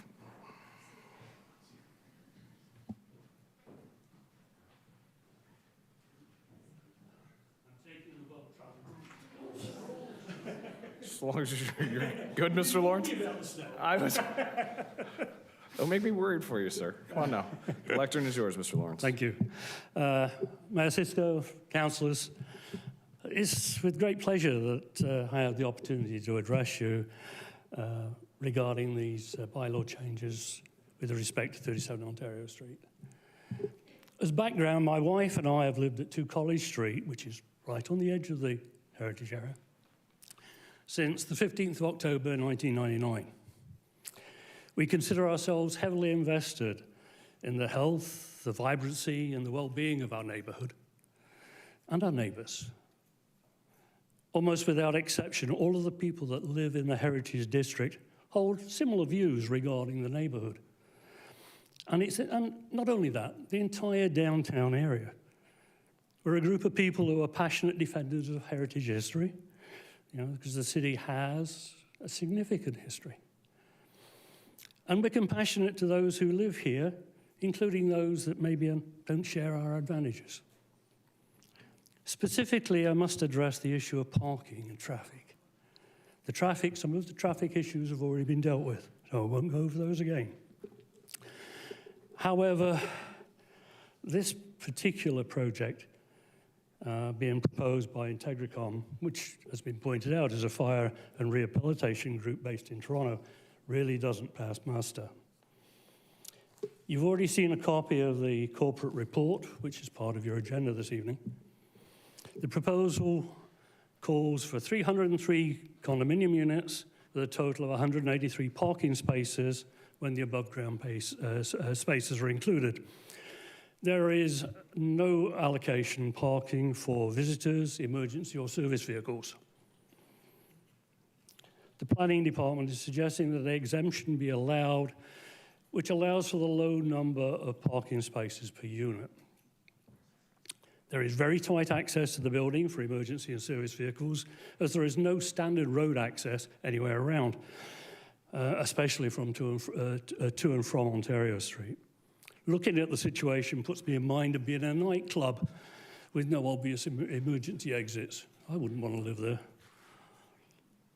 The planning department has addressed the concerns about parking by saying, and I quote, "There are public parking options in the area, and if any users are parking in a manner that conflicts with parking regulations, there are enforcement options available to help address that behavior." Apparently, someone forgot the basic tenets of economics. What motivation does an individual have to pay for parking when they can park for free on the street? In other words, it's the parking enforcement's issue to solve, after the fact, to solve the problem, not the developer's obligation to address and resolve these issues as part of the preparation for the planning process. Apparently, the planning department has forgotten the parking issues that needed to be addressed back in December of 2014, at the time of the construction of the Meridian Centre. As a result of that, the city had to change parking restrictions in the area, and it suggested that a long-term answer to the problem would lie in the addition of long-term parking capacity in the downtown area. That has not been done. So the proposed development by the Toronto-based fire and restoration company will exacerbate an already tenuous situation for the residents in the area. Using the latest available statistics from Statistics Canada, we all use that because that's how we plan, there are 15.2 million households in Canada with 26.3 million registered personal vehicles. Quick math indicates that that's 1.73 cars per household. So we multiply that by 303 units, and guess what? I've got 524 cars. Okay? Parking for 183. Okay? Again, 431 additional vehicles, far greater than the unused space at the municipal multi-storey car park across a dangerous road on Ontario Street, which has 407 spaces, most of which are used, and parking costs you $122.87 a month. This is on top of your service charges and your rent and your mortgage and all the rest of it. If we were discussing, if we were at this meeting and we were discussing maybe a stacked townhouse development of, say, 70 or 80 units in this area, and with maybe a 15% allocation geared to income, I have no doubt my neighbours would be here tonight congratulating you, because we would give you our full support, because it's appropriate, okay? There would still be a few questions about vehicular access onto Ontario Street, but the problem would be significantly less, especially if those townhouses had an integral garage with them, parking pad out front. If you've only got one car, guess what? Neighbourhood kids are going to put a basketball hoop up and play on the front. Such a stacked townhouse development would meet the City of St. Catharines policy to increase residential densification in the downtown area, while being supportive of the province's development objectives within the municipal settlement areas as described in the provincial policy statement, by creating a density of 385 residents per hectare. This was pointed out to the planning department in a letter of January the 23rd by Robert Crawford. In closing, my opinion and the opinion of the majority of our neighbourhood, this is a poorly conceived proposal by a company who has no understanding of the real issues of downtown St. Catharines. Our downtown St. Catharines area and the 8th Street area was meant for the occasional horse and buggy. The streets were designed that way.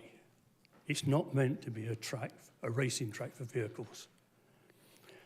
It flies in the face of the ideals of the Garden City, a vibrant place of trees and green space, and offers residents only bleak concrete and traffic chaos in our neighbourhood and the downtown.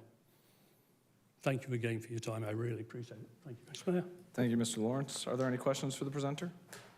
Seeing none, thank you, Mr. Lawrence. Thank you. At this time, I'll call upon Rosemary Hale to speak by Zoom.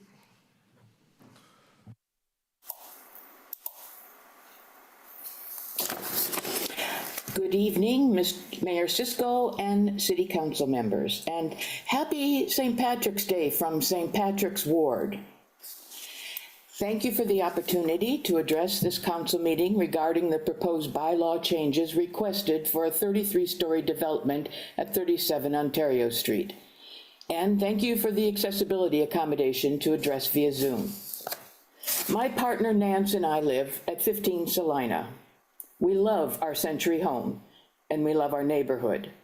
A very real neighborhood in every sense of the word, with a strong sense of community, one that extends to the love of downtown as well. Now, those of you who know me will know of my affection for the St. Catharines downtown. While at Brock, I worked with others to see the Marilyn Walker School of Fine and Performing Arts established in the adapted reuse of the Canada Haircloth Building, as well as seeing the Performing Arts Center come to fruition, both supported by a partnership with the city, aimed at the revitalization and regeneration of the downtown. All this is to say that I, just like my neighbors, am not opposed to housing developments in the downtown core. It's a matter of suitability and the consideration of several factors, many raised by other delegations this evening. What you're hearing from us is a sense of stewardship for our community and for the downtown that we so value and enjoy.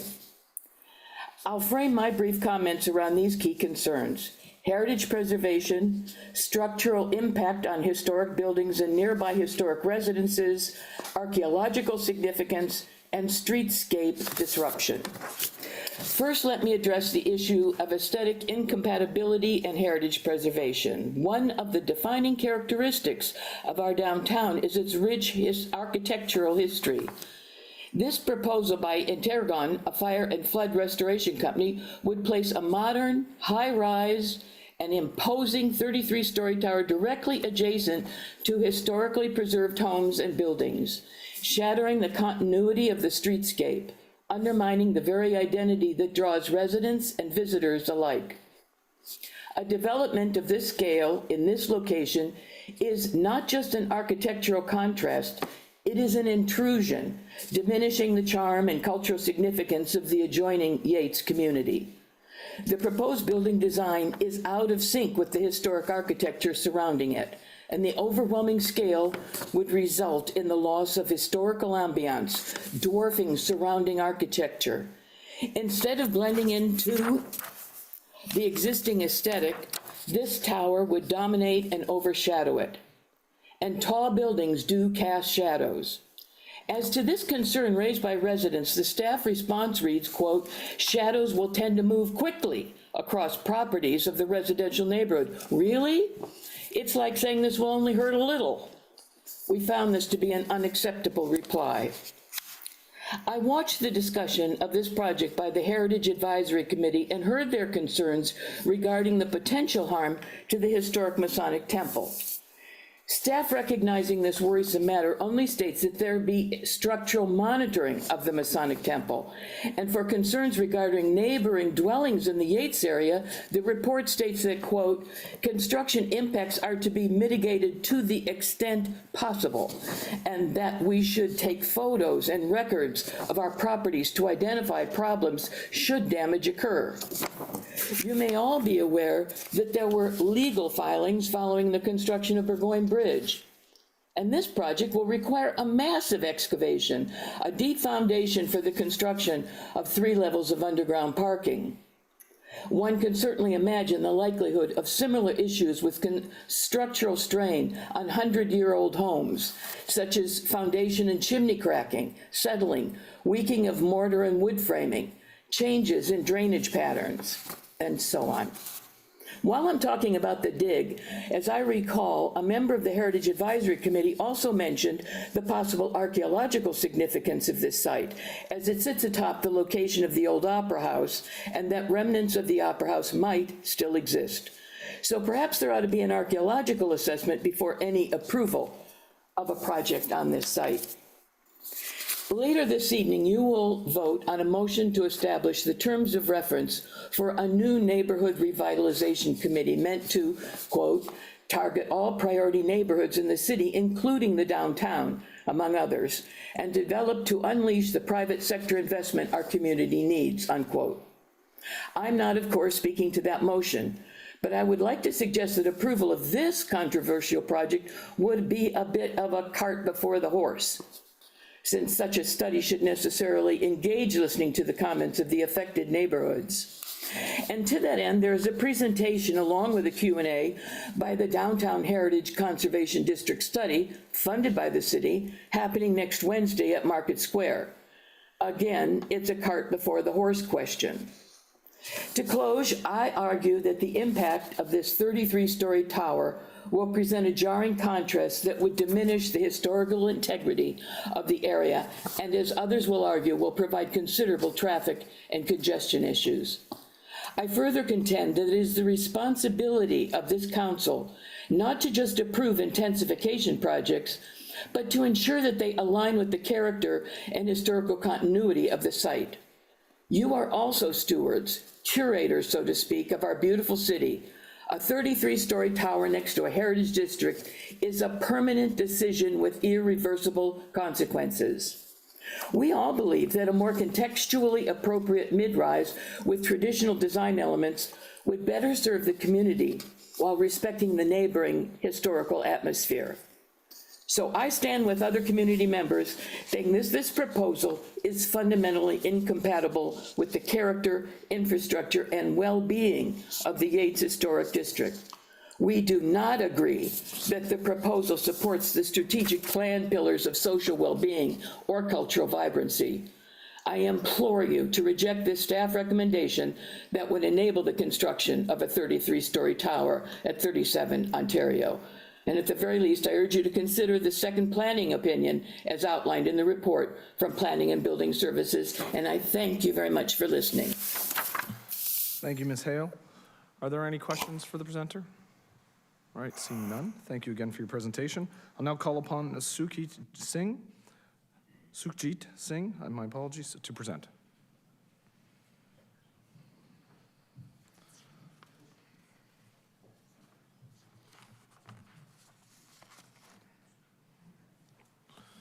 Mr. Singh, the lectern is yours.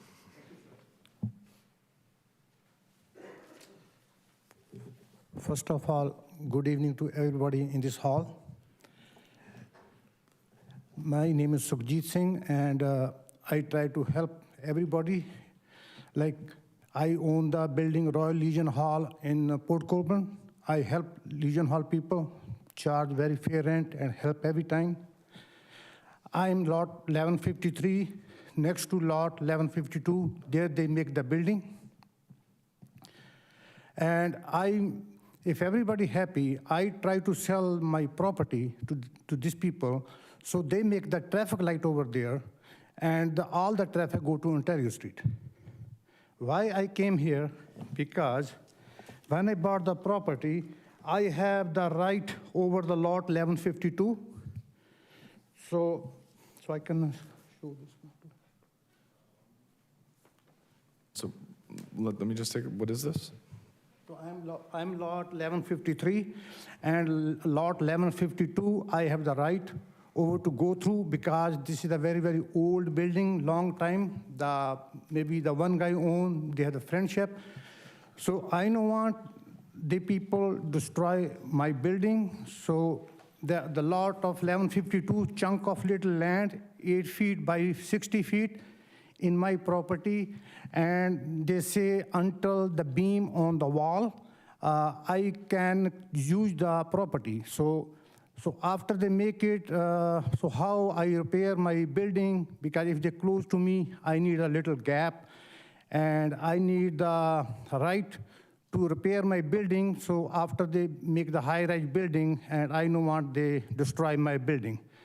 So, or I can able to buy the 8 feet by 60 feet, that chunk lot in my property. That one by law, I can hold until the beam there.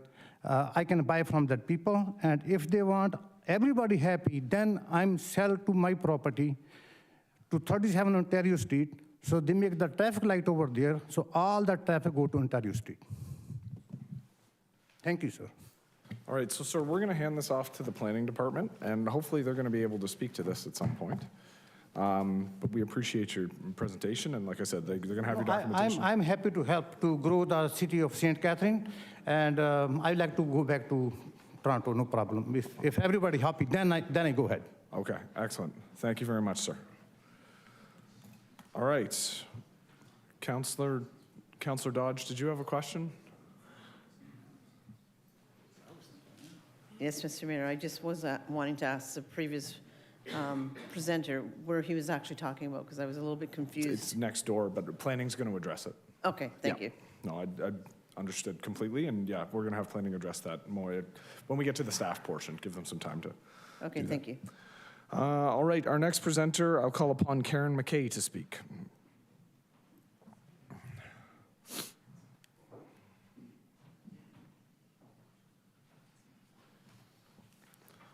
Ms. McKay, welcome. The lectern is yours.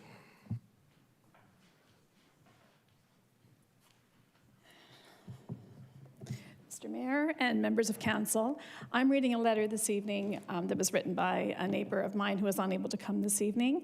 So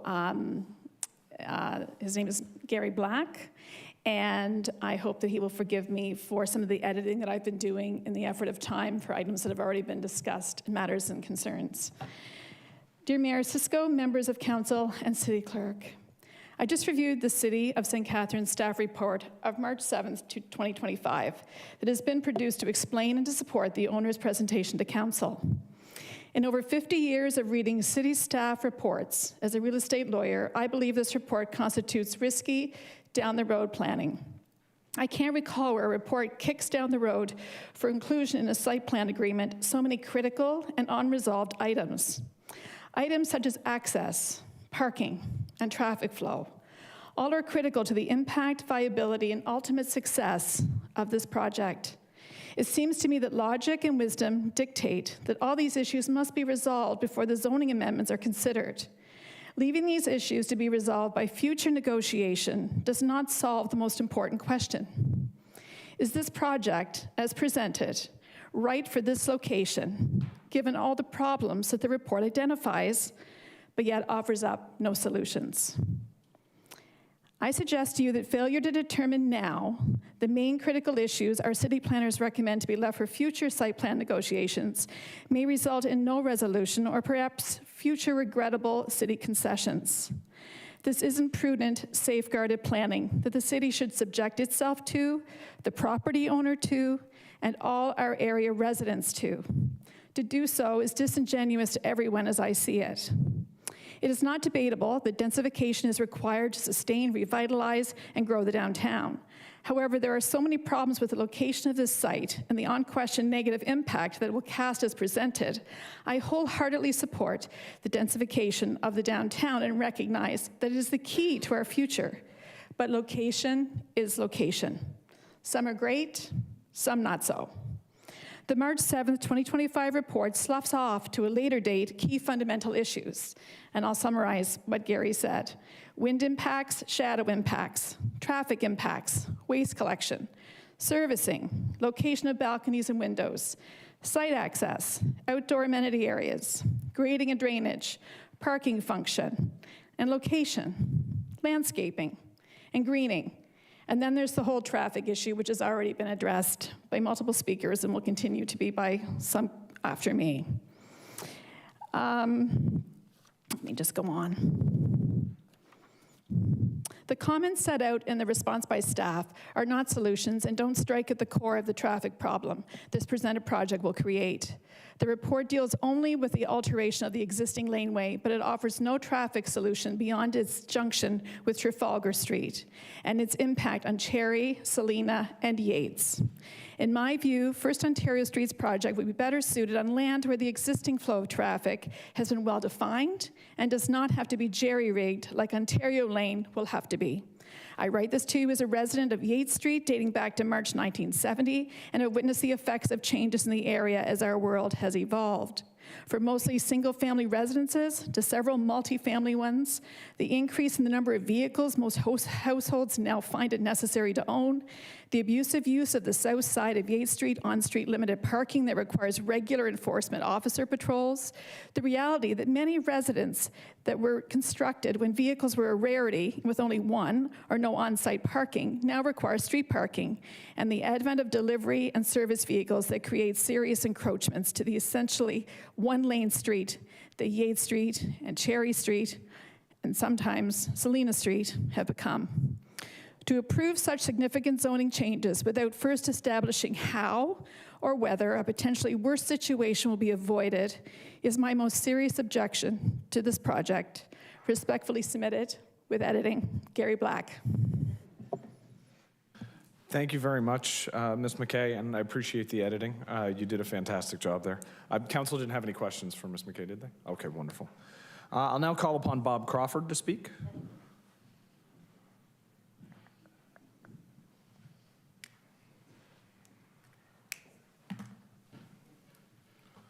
Mr. Crawford, welcome. The lectern is yours.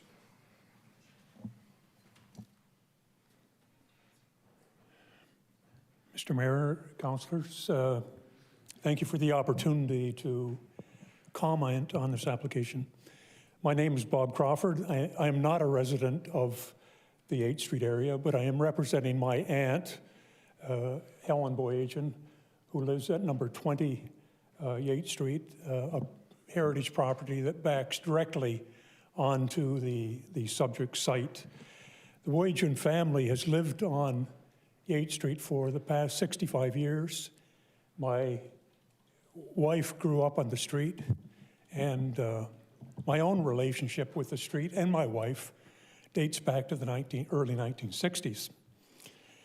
My wife and I have cared for my 96-year-old aunt and the grounds of her property for the past 7 years, so we're very much attuned to what's going on in the neighborhood and the issues involved.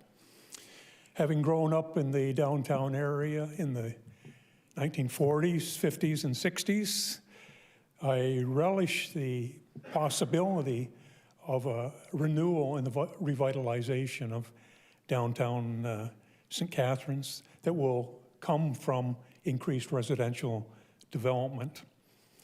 However, I believe each high-density residential proposal in the core area needs to be looked at council based on its individual merit, not just based on some provincial guidelines in terms of density targets. I've provided the planning department and council with extensive comments in earlier correspondence, so I will restrict my comments to three main areas: the development impact on 28th Street, my aunt's property, the uniqueness of this particular proposal in relation to other high-density proposals in the core area, and the scale of this proposal in relation to the 8th Street Heritage District. My aunt's property at 28th Street, which borders Ontario Lane, is perhaps one of the one or two properties most affected by the construction of a 33-story structure directly behind its back fence. As a report from the planning department indicates, there is a potential for foundation and structural cracking emanating from the deep excavation and the vibrations from construction, as well as noise and dust from probably several years of construction. One of the developers' consultants, landscape consultants, LGL consultants, shows approximately 19 trees on my aunt's property along Ontario Lane, which would be at risk. The developer's heritage consultant, Spencer Hagan, states in his report There are serious construction issues related to the preservation of the established tree line along the south edge of the development, i.e. 28th Street, due to the necessity of installing new underground services and foundation wall shoring that will permit construction of the adjacent parking facility. He further states in his report that the deep excavation for the 3-level underground parking garage would likely lower the water table in the vicinity, resulting in the desiccation of trees along the southern border, as well as the potential for long-term subsidence issues impacting the property rights of adjoining property owners. Most of these negative impacts could be mitigated by the construction of a building with significant fewer units. The issues related to this application, however, are much broader than the impact on my aunt's particular property. The whole Yates Street neighborhood will be negatively impacted by a zoning amendment that allows the current proposal to move forward. The proposed application before council is unique when compared to all of the other high-density residential proposals in the core area. Notwithstanding the fact that the proposal borders the 8th Street Heritage District, the proposal is unique in that it contemplates only pedestrian access on its Ontario Street frontage, with 100% of vehicular access by a back laneway. The vast majority of vehicular traffic would enter the complex from Ontario Street via the undersized Trafalgar Street or via Salina Street and the undersized Cherry Street to Ontario Lane. 100% of the exiting traffic would exit Ontario Lane to Trafalgar and either proceed along Cherry Street or continue along Trafalgar to Yates. I believe the transplan consultant report is silent on the fact that people coming out of this development, if you're heading for Welland Avenue, you're not going to go down Cherry Street to Salina and try to make a left turn onto Ontario. You're going to do what I do every time I visit my aunt. Right down, I'd come down Trafalgar to Yates, all the way along Yates Street to Adam Street, where you can come out on Adam Street and have pretty clear sight lines for left-hand turns. So all the traffic coming from this development, all exiting traffic, is going to flow through this neighborhood and through the Heritage District.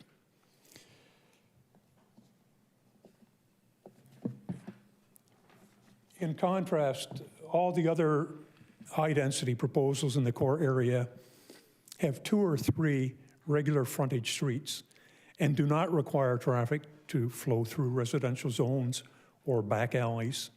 This is true for proposals such as 88 James Street, 14 Queen Street, 68 Church Street, 7 St. Paul Street West, 1 St. Paul Street, 57 Carlisle, 15 Church Street, and likely future proposals on the former Welland House property, 17 Queen Street and 40 Ontario Street. While residential development on the subject property is supported, the scale of the proposed development is not. The current downtown traditional Main Street zoning for 37 Ontario Street property envisaged the potential for a 3 or 4 story building with similar massing to the streetscape along this section of Ontario Street and a maximum height of 11 meters, or approximately 36 feet.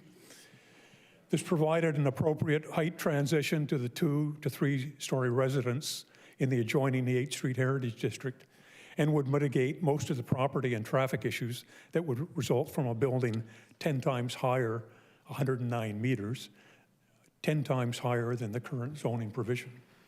Mr. Crawford, I'm going to ask, we're at 7 minutes now, if I could ask you to sum up. Sum up? Yeah, Okay. please, thank you. Okay, I guess the question is, what happened between the current zoning being appropriate as from an urban planning point of view and a zoning amendment that kind of stands this on its head? We're squeezing 308 units into a 3/4 acre parcel. Something significantly smaller would be more appropriate. Anything on this site would contribute to the density to the core area. The more than 600 pages of the consultant report, not surprisingly, supports the 33-story tower, its feasibility. However, the ultimate question for council is not whether this building could be built, it's whether it should be built. And in closing, I'd say that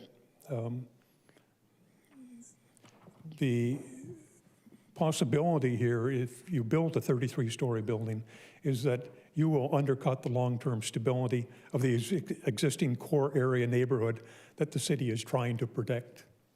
Thank you. Thank you, Mr. Crawford. Are there any questions? All right, seeing none, thank you for the presentation. And I will now call upon James Fleming to speak.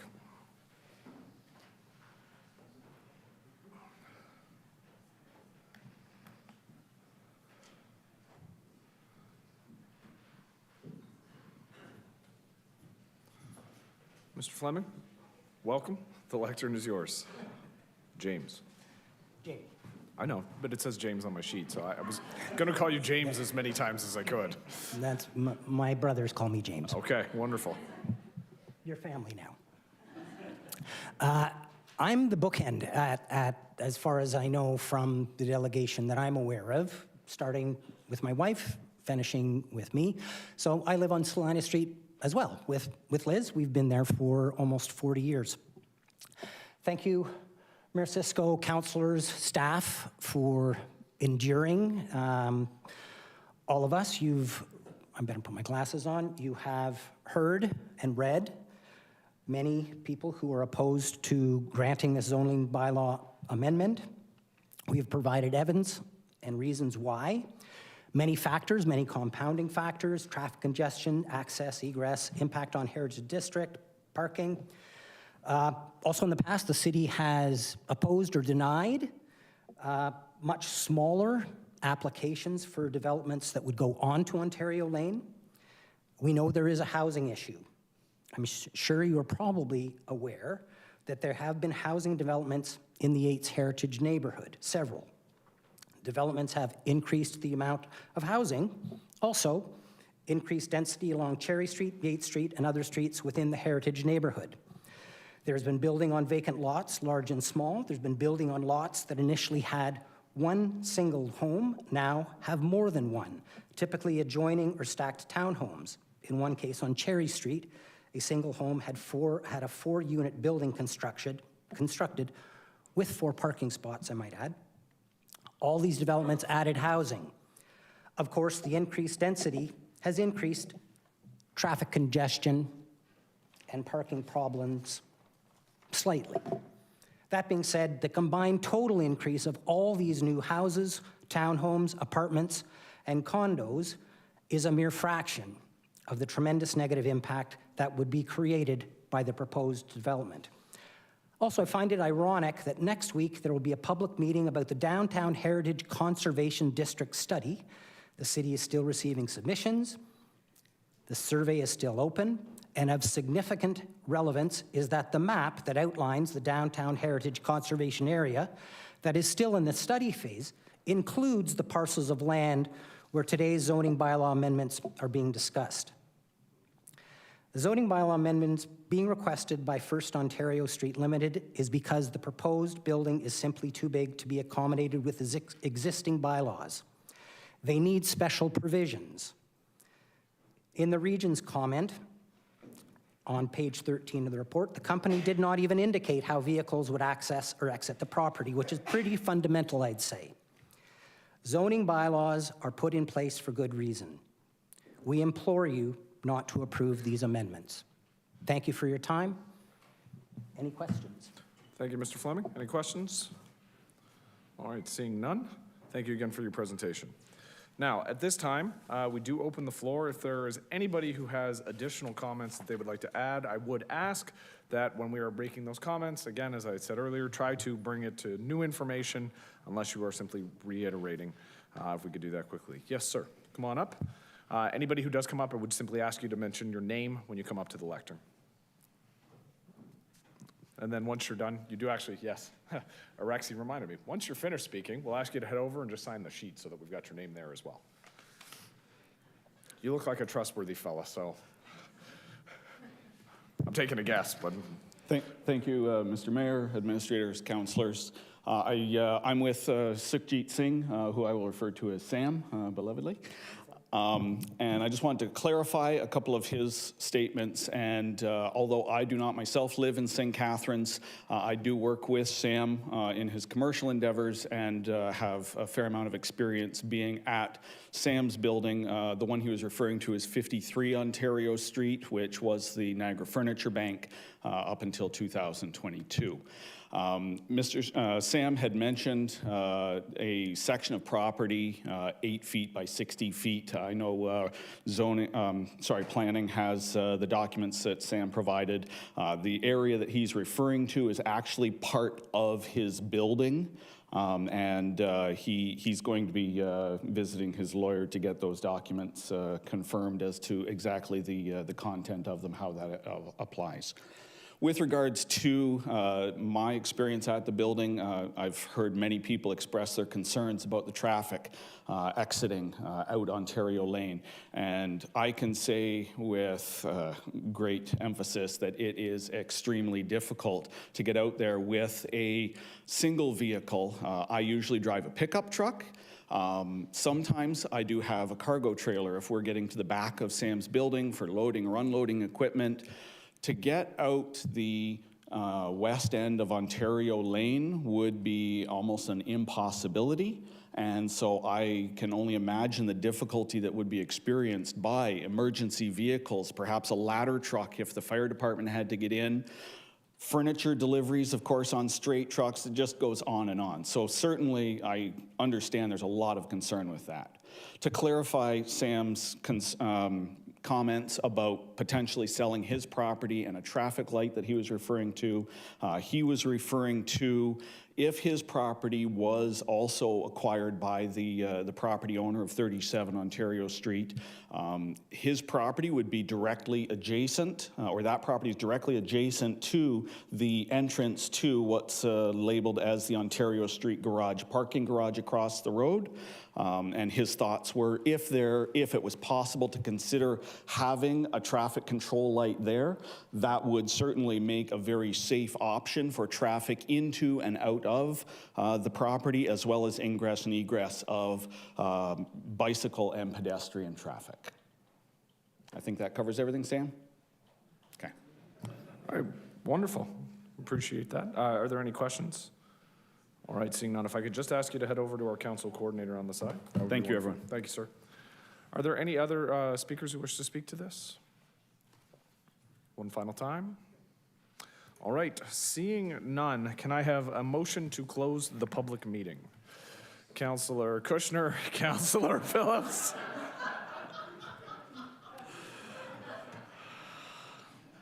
From your lips to God's ears. So we have a motion that council close the public meeting respecting recommendation report application to amend zoning bylaw 2013-283, subject lands 37 Ontario Street and 3 Ontario Lane, owner, First Ontario Street Limited, agent Jenna Thibault, Weston Consulting. We have this moved by Councillor Kushner, seconded by Councillor Phillips. All those in favor? Opposed? And that is carried. Persons wishing to receive notice of council's decision should submit a written request to the office of the city clerk. Is there a councillor who would like to move the recommendation in the report? Councillor Lindell, do we have a seconder for the recommendation in the report? Asking again, do we have a seconder for the recommendation in the report? Councillor Kushner? If it is not seconded and not voted upon, what's the status of it? Wow, that's a question I've never been asked and I've never experienced. So maybe I'm going to look, should I look to the clerk or should I look to the planning director? The planning director has a very interesting look on her face that I've never seen before. Through the mayor to council, the staff recommendation that is on the floor right now, we do need a decision on it so that it will either direct staff on next steps or the applicant on what their next steps will be. So second, my understanding, and I'll punt this over to the clerk if I'm wrong, my understanding is that a seconder just puts it on the floor for discussion. So it should be important to note, a seconder would not actually be endorsing the motion as such. They would simply be putting it on the floor for discussion. So Councillor Kushner, you're going to second? Yes, I will second the motion and certainly vote against it. Thank you. Wonderful. I appreciate that. So we now have a motion on the floor. This is your opportunity. I will remind council, you have the opportunity to ask staff questions if you have questions, but that will also count as your opportunity to provide comment. So we're rolling it all into one. Everybody has the ability to speak once. So with that said, I have Councillor McPherson up first. Thank you, Mr. Mayor. Question to staff with regards to the width of Cherry Street. There's been a bit of discussion about how wide Cherry Street is and whether it's possible to actually have two cars pass. What is the width of Cherry Street?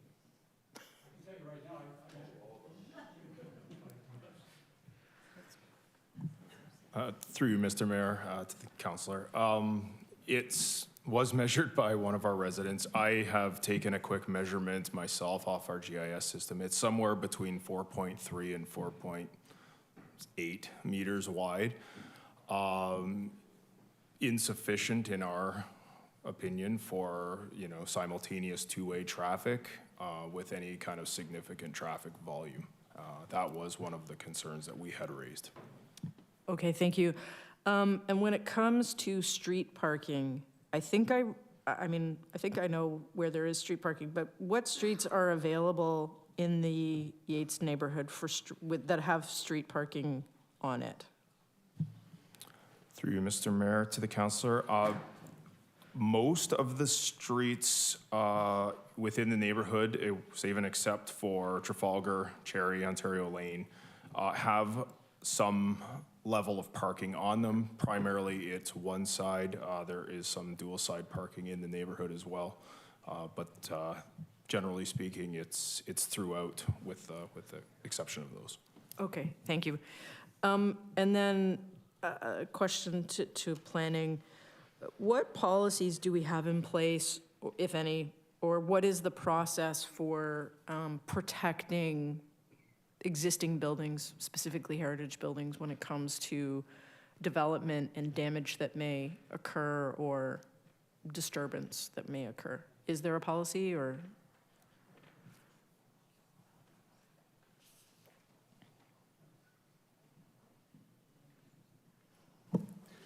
Sorry, just a clarification through the mayor for the councilors. Are you referring to the heritage building on the property, or are you referring to the neighbor, the surrounding properties? I'm referring to the neighboring buildings, the surrounding buildings. Thank you. Through the site plan approval process, staff typically do request that the applicant conduct precondition assessments of the surrounding properties. Okay. They usually are interested in doing that to protect for their own interests as well. But my understanding is that the city doesn't have the authority to compel them to do those assessments in most instances. Okay. I think that's pretty much it. Thank you. Thank you, Councillor McPherson. Councillor Williamson. Thank you, Mr. Mayor. I've written a bunch of stuff down, but I'm just going to stick to some key points, so it might be a little disjointed. First, I'd like to say that I'm disappointed that this scheme has come this far along in the process. To me, this is something that should have not seen the light of day. Our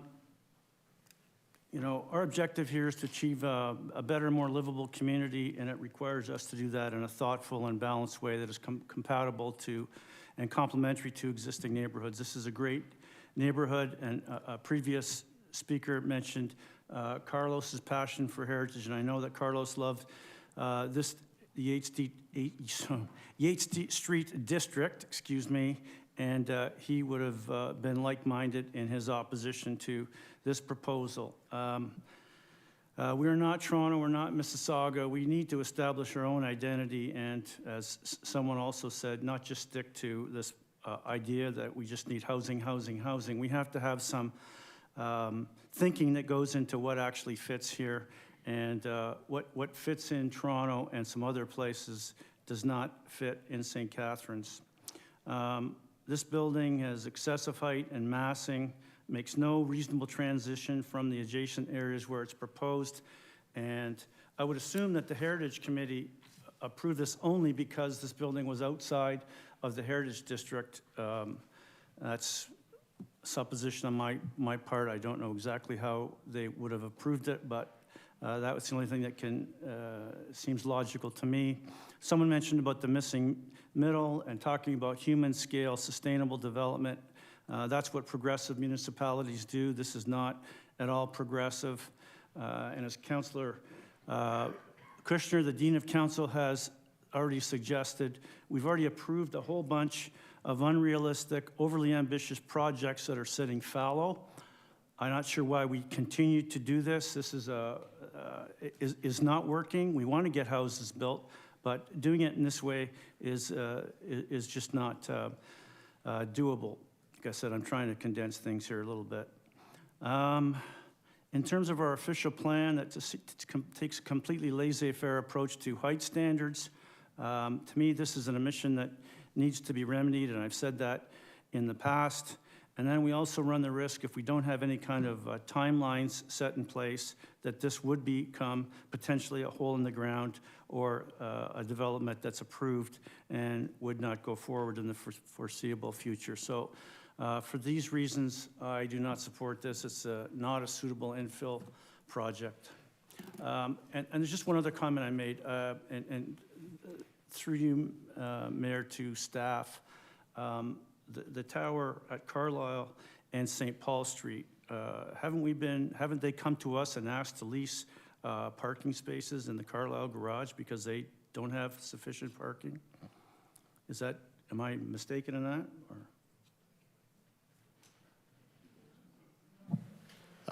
Through the mayor to the councillor, I do believe that there was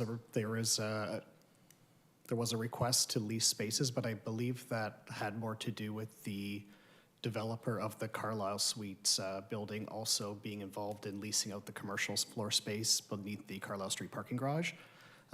What I don't have clarity on is to what degree that parking was intended to help lease out the commercial units under the Carlisle Street garage, or whether or not it's for the future residents of the apartment building or any type of mixing. Thank you. Thank you, Councillor. Councillor Lindell. Thank you, Mr. Mayor. I am also not going to support this motion. I was listening to one of the presenters who said that probably we had not yet gone over to the area. My husband and I did go, and we walked down Yates Street. There is limited parking on Yates Street, so anybody coming in from that development going over to Yates Street is just going to overcrowd the already lack of parking over there. They have small driveways, so they're parking on the street as well. In Meriton, we have had some buildings that have been put up, and there have been a lot of complaints about contractors, about noise, about vibrations, and this was in a newer neighborhood. So I can see that those heritage buildings probably will see a significant problem with a 33-story building. And when you're walking through those streets and in that neighborhood, it's a beautiful area. And you go back to thinking of a time when you didn't have high-rise apartments, and I think to look up and see that high-rise apartment would damage the heritage district feel of the neighborhood. So I don't think I can support this, and I'm hoping maybe the developer can come back with a different proposal. Thank you, Councillor. Councillor Ratzlaff. Thank you, Mayor. Through you, two questions to start for staff. The first one, when we were creating the downtown special provision, was there any consideration given to kind of a transitional area between what we envisioned to be higher density in our downtown core and the surrounding neighborhoods? So, I mean, obviously, we're talking about the very edge of that special provision.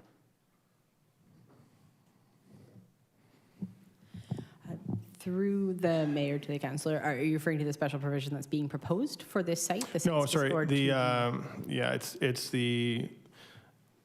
looking at moving that special provision onto this property, but the heritage or the downtown urban district where we're looking to have higher density buildings, where there's no parking requirements and the height restrictions are much more lenient. So through the mayor to the councillor, within that policy, there's no specific transition between where the parking exemption is and the downtown core and the neighborhoods around it, in that there's not specifically policies outlining some sort of a middle between the two. The application of the policy of what's in the downtown core is sort of applied through the zoning that applies to each property, but there's not a specific transition zone. There wasn't any envision of a stepping down from the high density in the core when we reach the boundary? Through the mayor to the councillor, not in the official plan and the zoning, no, there's no specific step down. That's been recommended through the special provision on the site specifically, but not to the overall downtown core. Right. And then in terms of on page 15, there's the second planning opinion advisory. Can you just maybe expand a little bit on why that's there and why that has been recommended if council consider not supporting the staff recommendation? Thank you. Through the chair to council, the staff evaluation that's provided in the report matches the recommendation that's before council and has been declared in public. And ultimately, in front of the Ontario Land Tribunal, staff would have to defend this position. So should council opt to not approve the staff recommendation, and should the applicants appeal to the Ontario Land Tribunal, council will have to make a decision on whether or not they wish to support their denial in front of the tribunal, and by doing that, they would have to retain external legal and planning consultants to defend that position at the tribunal. So we typically recommend that should council want to do that, they can defer their decision for a period of time. However, this application is already in the non-decision period of time, so it's likely that that decision would come after the fact. All right, thanks. And then I just wanted to provide a comment. I tend to agree with or have many similar reservations as residents who have spoken today about this project. However, I do disagree with some of the comments made by colleagues about council and staff not considering where we'd like to go as a city. We did have, we've done a lot of work in our downtown. And I know some of the neighbors of the 8th Street community were part of that work. So we've thought closely about what we'd like our community to look like 30, 40 years from now. And I think as a council, we've approved a lot of projects that fit into that vision. I don't think every project should get approval, but it is true that we need more units. And I think that was expressed by these residents. Many of them understand that we're going to have to figure out a way to bring more density to the core, not just for our tax base, but also because if we want to see a successful city, if we want to see a successful downtown, it's really going to depend on bringing residents downtown. That's an absolute must, and that is going to result in more traffic. That's going to force us to make decisions around improving our transit, improving active transportation, and I don't think this particular project is going to pass, but there is going to be more units built on that. I hope at some point in my lifetime, there's going to be units built on that property. And we should start planning for that now. And I think that, and I want to commend staff for doing that work. We have done a lot of that work, and we're going to need to continue making some of those tough decisions. So this one's a tough one for me because I do recognize the need for housing. I do recognize the need to increase supply.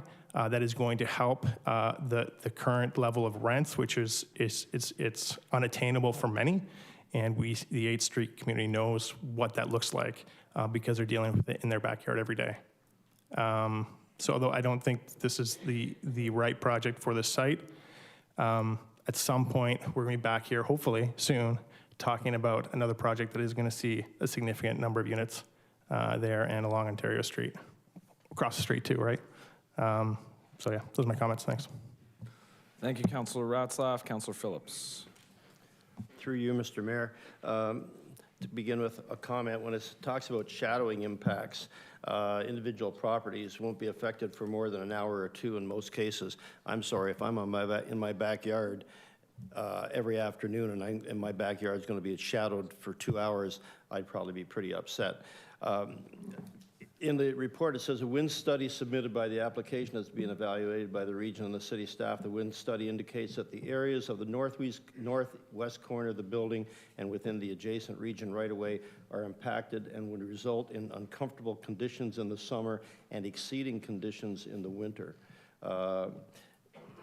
When looking at this project, is that not, to me, a significant issue in designing something like that? It says that the impact from wind could, and I hate the word could because it doesn't say anything, it might be mitigated. But is that not a significant issue in approving a building like this? Because obviously the higher you go, the more wind you're going to get.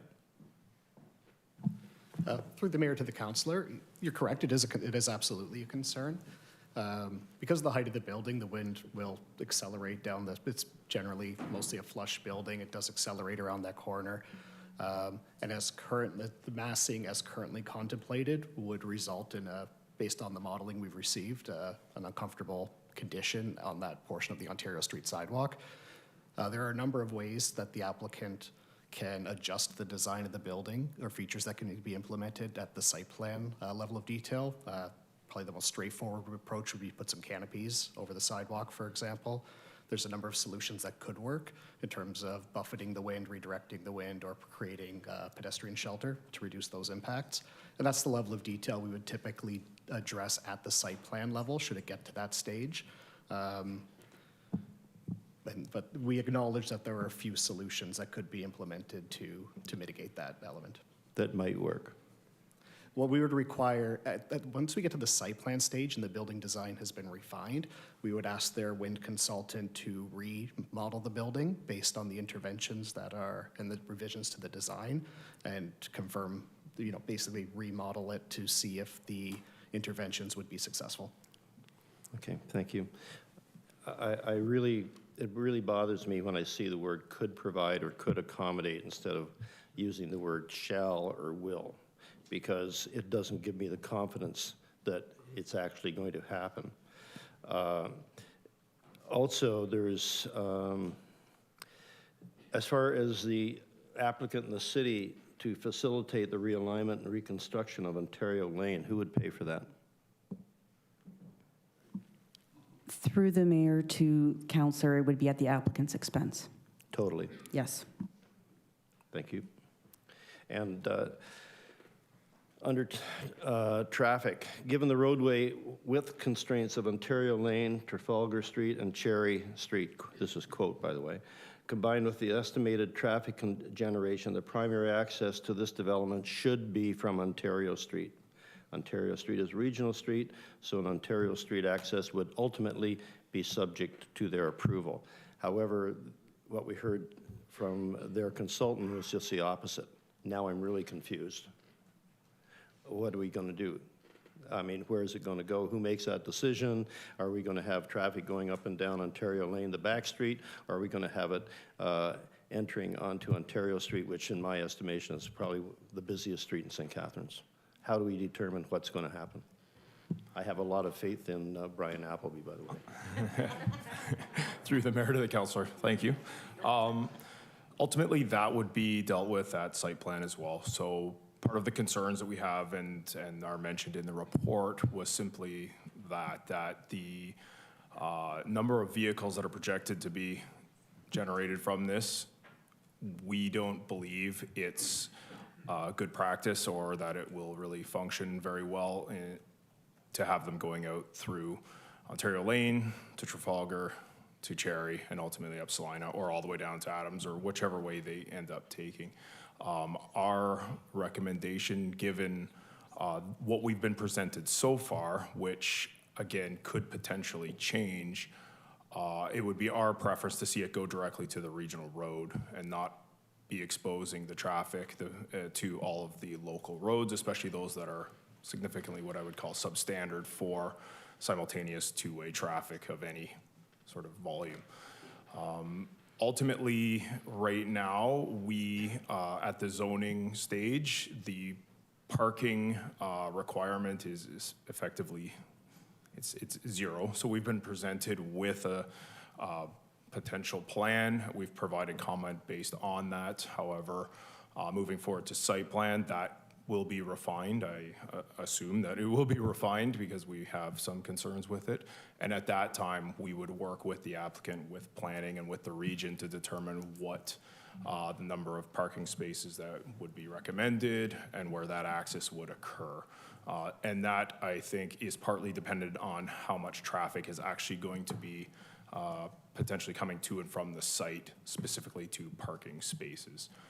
At some level, traffic could use Cherry, could use Ontario Lane. We don't know where that bar is, where you sort of fall into the next level, where that would no longer be recommended, and where we would rather see it come out to the main arterial street that is intended to carry that traffic. It's much wider, it's a much shorter path getting to and from that parking. So again, at the site plan stage, we would work through that. At this point, we've provided comment on the plan that we've been provided to date. Okay. Thank you. And just one last comment, Mr. Mayor. I agree with my councilors. We have a heritage district, if you want, next door, and a 33-story tower should not be built within a stone's throw of those buildings. These people spent a lot of money maintaining the heritage of their homes, and to build a 33-story tower like that, to me, just doesn't suit. Thank you. Thank you, Councillor. Councillor Kushner. Thank you, Mr. Mayor. The residents have articulated the reasons for not supporting the concept, and I think they've done that very well. So I'm not going to say anything, but I'm going to say it's a beautiful building, but in the wrong place. And if that's the case, will our staff meet with the proponent and suggest other sites for that type of building in the downtown? Through the mayor to the councillor, what we heard from the consultant today is that the owner owns these lands already, so we're happy to have a discussion with them following the decision tonight on what next steps might look like, including a revised options for this property should they wish to engage in those conversations. Ultimately, we can also provide them with information on other sites that they may be interested in the downtown should they ask. Can we open Councillor Kushner's mic? Thank you. Oh, don't touch it, Councillor. There you go. Sorry. Perfect. Okay, the other comment I would make, Mr. Mayor, when you have a building like this, you have to have a very experienced, very knowledgeable individual with good networking in finance and construction, et cetera. And it appears that this gentleman does not have that experience. My worst fear would be if we okayed this, we could end up with a big hole in the neighborhood. Thank you. Thank you, Councillor Kushner. Councillor Harris. It's been a long night, but what I wanted to say is I'm going to vote no, and I guess the question I have is why did this come to council when there's so many outstanding questions? And it's obvious by listening to everybody, there's parking issues, our own parking person's talking about, parking issues and entrances in and out. And I'm just wondering, why exactly did it come to council and we just spent 3 hours on this? I don't know who would answer that, but. Ms. Katay. So through the mayor to the councillor, when staff receive a complete application, we're obliged by the Planning Act to review that application in its totality and provide a recommendation to council based on that evaluation. It is a little bit different than normal that we do have some outstanding matters to be discussed. We have both the applicants, consultants, and staff share some concerns, particularly over access. However, what they were ultimately seeking council direction on tonight was approval of what we generally refer to as the principle of use, so the envelope, the height, the density, the unit count, where a site plan is where we deal with the matters of functionality. So in terms of access, that wasn't actually a decision that council needed to make. What we were asking council to make a decision on were the site-specific matters that were addressed in the presentations around height and density. But you're asking council to make a decision on incomplete information. Through the mayor to council, we are obliged under the act to take the evaluation of the application that we've received to council at within a certain time frame. Okay. All right. Seeing no other questions or comments, I'm going to ask a technical question at this time. Ms. Kate, you're probably the person to ask it. If the motion as it stands is put up and it fails, at that time, is the option for council to put an alternate motion stating that the amendments be denied and that council seek a secondary planning opinion? You had mentioned at one point deferring, but if we vote down the motion, there is nothing to defer. Correct. So through the mayor, the recommendation that's on the board right now, should there be a vote and it fails, then that tells the applicant that the application has been denied outright. Council can make a future determination should an appeal be filed on whether or not to participate in that process at that time. Or alternatively, council could call for a deferral motion now to engage a third-party consultant. However, we're already in non-decision period, so the applicants could still appeal to the tribunal. Okay, so council understands the options? So you basically have the option, we can vote to defer this and then look for a secondary planning opinion, or council can vote this down, which would deny the application, and if it was appealed, then council would be asked to make a decision at that time if we were going to participate, and if we were going to participate in the appeal to defend the decision, we would need to then hire the outside planning consultant to defend our decision. So there's two choices. You can defer or you can defeat. Councillor Williamson. Thank you. Through you to Ms. Kate. What is the option that most firmly rejects the position here? So I think I can answer that it would be voting no to this. Well, we've done that, but we're going to. I haven't done that yet, Excuse me. Councillor. I'm presuming, okay, I'm presuming, based on what people have said. Yeah. But I would suggest if that is the goal of council, then the decision would be to vote this down, to vote no. Okay? Councillor McPherson? Sorry, just for clarification, ultimately, so if we vote it down, and I'm sorry, I apologize, we would end up having to defend, we would end up needing a third-party decision or another opinion anyway, right? If it is appealed. You don't Okay. know if it's going to be Okay. appealed. That's why you wouldn't necessarily make the decision at that time. Okay, thank you. All right, so I recognize, folks, if you vote to deny it, so vote no on this motion, we may be asked at some point the question about a secondary planning opinion. With that said, I will now look to the clerk to call the roll. Councillor Lindell? No. Councillor Kushner? No. Councillor Dodge? No. Councillor Harris? No. Councillor McPherson? No. Councillor Phillips? No. Councillor Ratzlaff? No. Councillor Williamson? No. And Mayor Cisco? No. All right. Moving on, there are no presentations for this evening. I will take a pause, folks, if you would like to exit the chamber at this time, unless you would like to listen to the presentation about links for arena learning.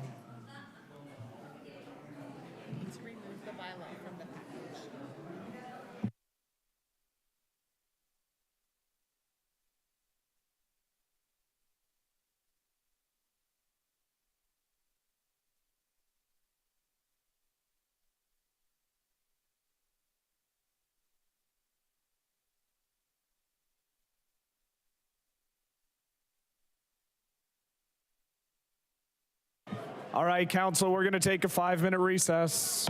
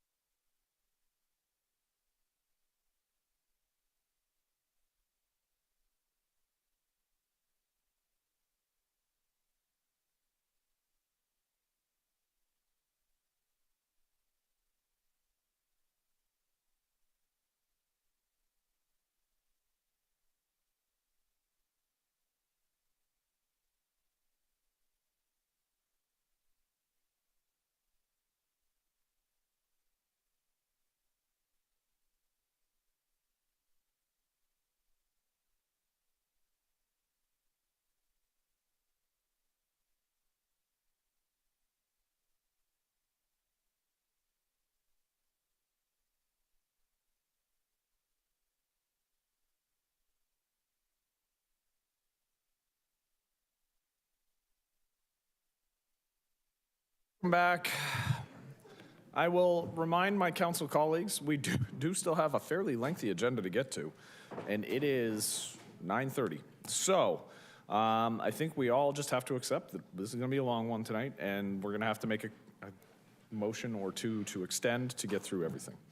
Up next, we have 9.1, Community Recreation and Culture Services Community Initiatives and Partnerships, Links for Greener Learning Proposal for New Greenhouse behind Buchanan House, 360 Niagara Street. Prior to discussing the report, we will hear a delegation from Yaneth Londono Diaz. I would now call Yaneth to come up and speak. The lectern is yours. Good evening, everyone. Mr. Mayor, thank you for having me, giving me the opportunity to present the greenhouse project through the Links for Greener Learning. So we are, I don't know how this works. We are an environmental charitable organization. We do environmental education for students and also for newcomers to Canada. We have been using the Buchanan Teaching Gardens since 2017, where the City Council approved to provide us the use of this land. So Sundays, we have been expanding the garden to include food growing initiatives. We built a learning pavilion to support these educational activities, and this project was funded through the Ontario Trinity Foundation. Some of the programs and activities this garden are like the community garden workshops. We had the pop-up markets. Sorry, this is not working very well. We had school workshops. We do some community events as a harvest celebration. We had the Eco-Chi Gala fundraising every year. And our summer camp that go towards to support low-income families. So we teach during the summer camp. Kids get involved in learning how to grow food. They learn about water. They learn also about recycling, composting, and other environmental issues. So right now, we also do some physical activities there. And right now, our next step is to build a greenhouse. Most of the people is familiar with this area, and there used to be a greenhouse there, and now the greenhouse is not there anymore. So our goal is to build a greenhouse that can support our growing food initiatives. So it's going to be a very environmental greenhouse. We are not going to use any power, no gas. So the only goal is to extend the garden season. So probably we will be able to grow food starting early March, ending maybe October, November, depends on the weather. We are not going to grow a lot of food. We are going to focus just on maybe 3 or 4 items, 4 items that can support low-income families in our community. So, because one of the things that we do is we address food security initiatives through the Good Food Boss and the pop-up markets and the community gardens. So this is not the only garden that we have. We also had 8 community gardens around Niagara region. So basically, we wanted to present you the greenhouse project, and it's going to be not too big greenhouse, not hard to manage it, and that's all that we want right now. Thank you. All right, thank you very much for the presentation. Any questions? Councillor Townsend. Thank you, Mr. Mayor. It's great to be able to speak after 3 hours. But Yaneth, great to see you. Thank you so much for all the wonderful work you're doing over there at Buchanan House. I know that while I've been teaching in the past, a lot of parents and students would rave about all the great work that you're doing. I'm just wondering, for council's sake, maybe talk about some of the summer workshops and how many students that you do you're finding that are coming out to learn about gardening and life skills. Yes, I'm sorry, I forgot about that. We had around 1,000 members of the community between students and low-income families coming to learn about these environmental issues. But yeah, usually it's like around 1,000 people that participates in the community events. We run the summer camp for 8 weeks. Every week is 20 students coming to learn about different environmental issues because every week has a different topic. So like recycling, composting, so the kids have the opportunity to learn a little bit about everything. And also they have the opportunity to harvest the food from the community garden. And sometimes we distribute the food between the students and our seniors who comes to volunteer at the garden. That's incredible. Those are great numbers. I know that, I won't speak for Mayor Cisco, but I guess I kind of am, but I know him, myself, and Councillor Stevens will look forward to coming down to see this greenhouse once it's installed. I do believe the last time I was there, you were attempting to grow a pineapple in the garden. Yes. I'm not sure, did that? We were not lucky. The animals got it first. Wonderful. Thanks so much, and we appreciate all the work you're doing in the community. Thank you. Thank you. Thank you, Councillor Townsend. Councillor Williamson. Thank you, Mr. Mayor. I'll echo Councillor Townsend's words. And of course, you've got a great little shop on Main Street that people should drop into. Main Street in Port Louis, of course. I'm just trying to get the new greenhouse is going to be 24 by 48. How does that compare to the older one that's being removed? Is it roughly the same, or is it? It's very close. And sorry, okay. And it's going on the same footprint, pretty much?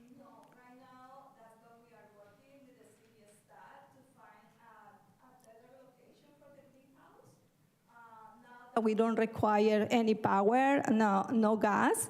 So we are looking maybe another, because now the city is doing a big project next to the Buchanan House. Okay. So maybe we need to find another location, but we are working with the city staff on that. Okay. And generally, but in the compound behind Buchanan House is the area that you want to locate it? Yes, yeah. Great. Thank you very much. Thank you, Councillor Williamson. Any other questions? All right, seeing none, thank you very much, Yeneth, for the presentation.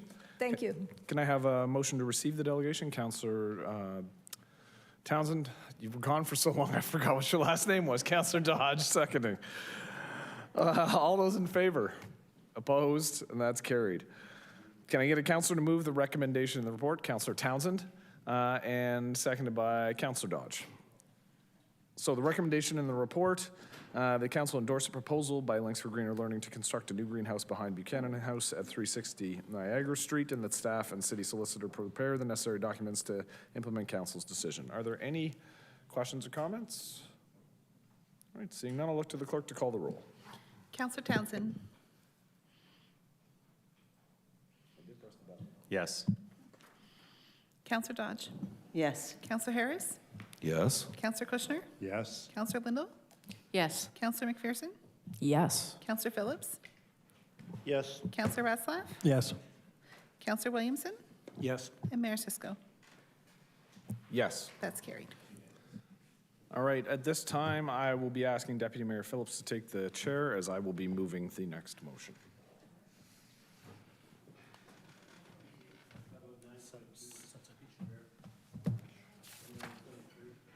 Nope, we were doing the motion.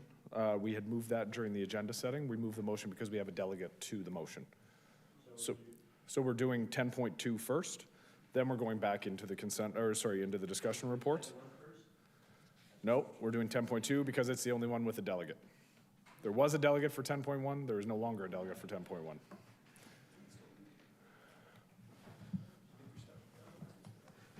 Councilor, you can stay till the end of the meeting.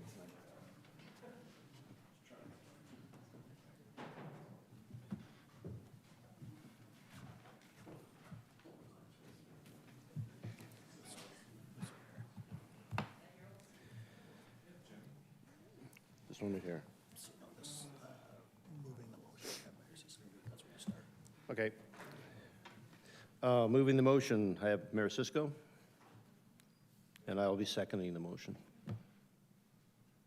Go ahead.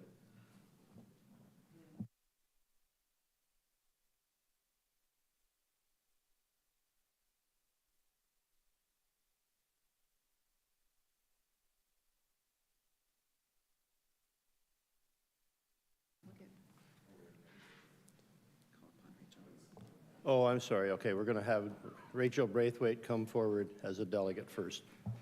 I didn't see that. Sorry, Rachel.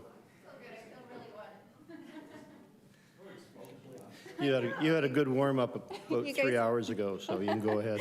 You guys are just fed up of hearing from me. We'll cut it short. Don't worry. I had several pages printed. I'm not going to go through it because I want to be very respectful of your time. All you really need to know is I am very excited for this motion and super supportive of the motion, obviously. I do respectfully request that the SCDA, St. Catharines Downtown Association, I'm sure you know who I am by now, be formally included in the process, just because we are an organization representing over 700 members downtown who are commercial property owners and their tenants. As such, we have valuable insight into the needs of our downtown community, which is, of course, one of the sites that's been identified, which we completely agree with. Again, really all you need to know is we're excited, we're supportive, and thank you. 36 seconds. Sorry, question. Mr. Mayor. Thank you, Chair. So just for clarity, it's when you say formally a part of the process. So when we ask for the terms of reference to be brought back with respect to membership for a new neighborhood revitalization committee, the Downtown Association being included as a part of that, similar to the way it was when the Downtown Development Revitalization Committee was created, that would be acceptable? Wonderful. So I'm happy to make that as a direction to staff when we get to the motion. Thank you. Any further questions? Seeing none, thank you, Rachel. Can I have a motion to receive the delegation? Councillor Lindell, thank you. Seconded by Councillor Dodge, thank you. And the motion that council receive the delegation from Rachel Braithwaite regarding the Creative Cluster Master Plan. All in favor? Thank you. And I'm seconding that motion. Mr. Mayor, do you want to add anything to it? Way go. Thank you, Chair. I appreciate the opportunity to speak today. I will just note in the agenda, it's actually mislabeled 10.2. It says the Creative Cluster Master Plan. It is not the Creative Cluster Master Plan. It's referenced in the whereas clauses, but the Creative Cluster Master Plan really was the inspiration for this motion. Conversations with folks in the community, with the Mayor's Prosperity Initiative and the membership there, talking about the success that the Creative Cluster Master Plan had in the downtown in catalyzing public investment throughout our downtown core. And for those members of council who remember, the Creative Cluster Master Plan was one of the most successful plans the city had ever come up with. The truth is, there was a checklist of things that needed to be accomplished, and the vast majority, almost everything on that list, was accomplished. The hope was always that it would bring about a renaissance of private investment in the downtown as well. That was beginning to happen, and then COVID kind of came right when the momentum was really moving, and it killed any of that forward momentum in the private investment. We have seen some, but we haven't seen what was hoped for. And so this grew out of conversations around that Creative Cluster Master Plan, the success it had, but what do we do now to try and unleash the potential of the private sector? And as we had that conversation, it expanded beyond downtown St. Catharines. And members of the Prosperity Initiative, other folks that I had spoken to said, listen, it's not just the downtown that requires this. We have a lot of projects throughout the city that are in various states of approval. Maybe we've gone through the zoning and the bylaw, the zoning and the official plan, sorry, and we've gone through site plan, but we can't get to shovels in the ground. What can be done to try and help the private sector spend the dollars in our community that we know need to be spent? And there are targeted areas that have been identified, as I said, by others, areas like the Port Dalhousie downtown area, the Hartzell Road corridor, the Facer Street area, as well as the downtown St. Catharines. And Deputy Mayor, you made the comment to me, and it's an inclusion that I'd like to see, is the area, the GO district around the new GO station in South St. Catharines. That's another area, and I will going to be making a friendly, well, it's a friendly amendment because I'm making it, but an amendment to add that as one of the targeted neighborhoods, both in the business plan and in the motion. These areas need private investment, and there are things that we as a city need to do. I think the timing for this is actually very, I won't say opportune, but with the tariff war going on, we need to figure out ways to try and catalyze that private investment now in our community to give the private sector something to be working on while these difficulties continue across the border.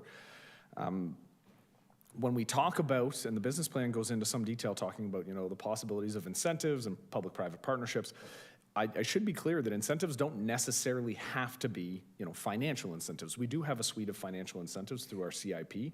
There may be something that comes out of this process that also encourages other types of incentives, but incentives could also be something that was raised to us, you know, for these targeted neighborhood areas. If we have staff in the planning department that are specifically targeted towards, say, the Port Dalhousie area or the Facer Street area, you know, when development projects come forward, whether they're commercial or residential, offering new employment opportunities, if there is a planner that is specifically tasked with that area of the city, well, then that becomes a priority. And perhaps, you know, we can look at project expedition, the expediter positions that we've had previously. There are a variety of different ideas. One thing that was said tonight, though, and that was very important to a lot of the people I discussed this with, was the idea of getting out and having public consultation as well. And it was raised during the conversation about 37 Ontario Street and 3 Ontario Lane, was this idea that we do need to get out and collaborate with the community. We do need to have those conversations.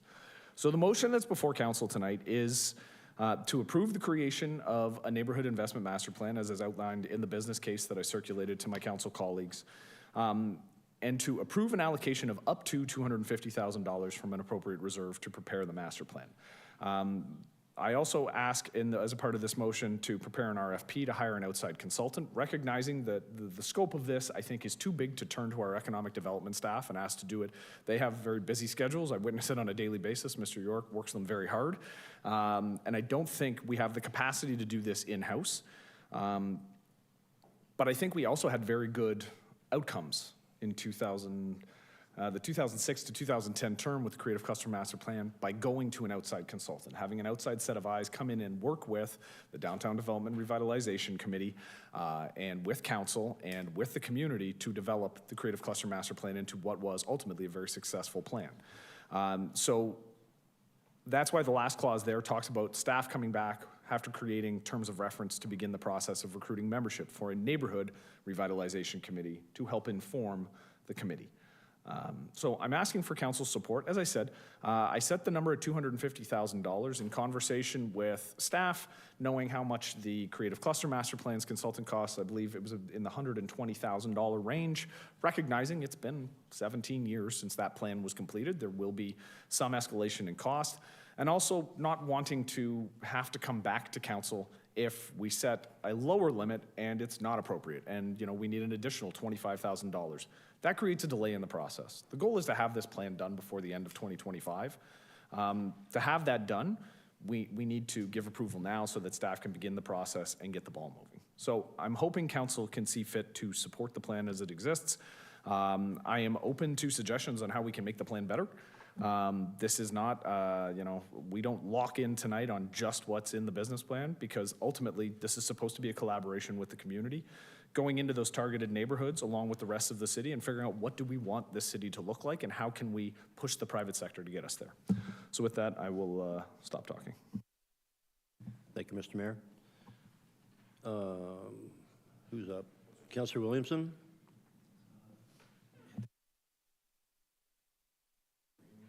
There we go. Thank you, Mr. Deputy Mayor. Through you to the mayor. Well, it's called, you're looking at neighborhoods, but the area in Port Dalhousie you're talking about is the downtown core area, not the actual Heritage District and the neighborhood outside of that.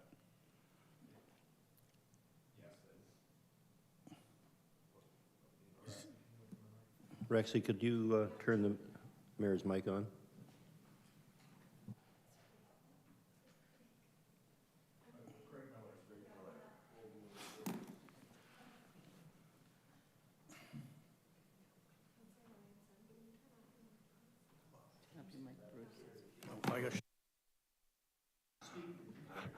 Use your teacher voice. I can use my teacher voice.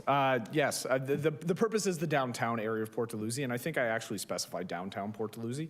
The intention here is not to change heritage districts. We've made those decisions. We've had those conversations. This is directed on where do we want to see the commercial areas specifically, where I think there's still an opportunity for some residential, but we really have to be looking at commercial opportunities. I also point out in the business plan, when it comes to the downtown area, We're not just talking about residential, clearly, we want amenities, right? We have desires for grocery stores and other amenities in the downtown to make it a livable area. So it would be a similar idea in each of the different districts.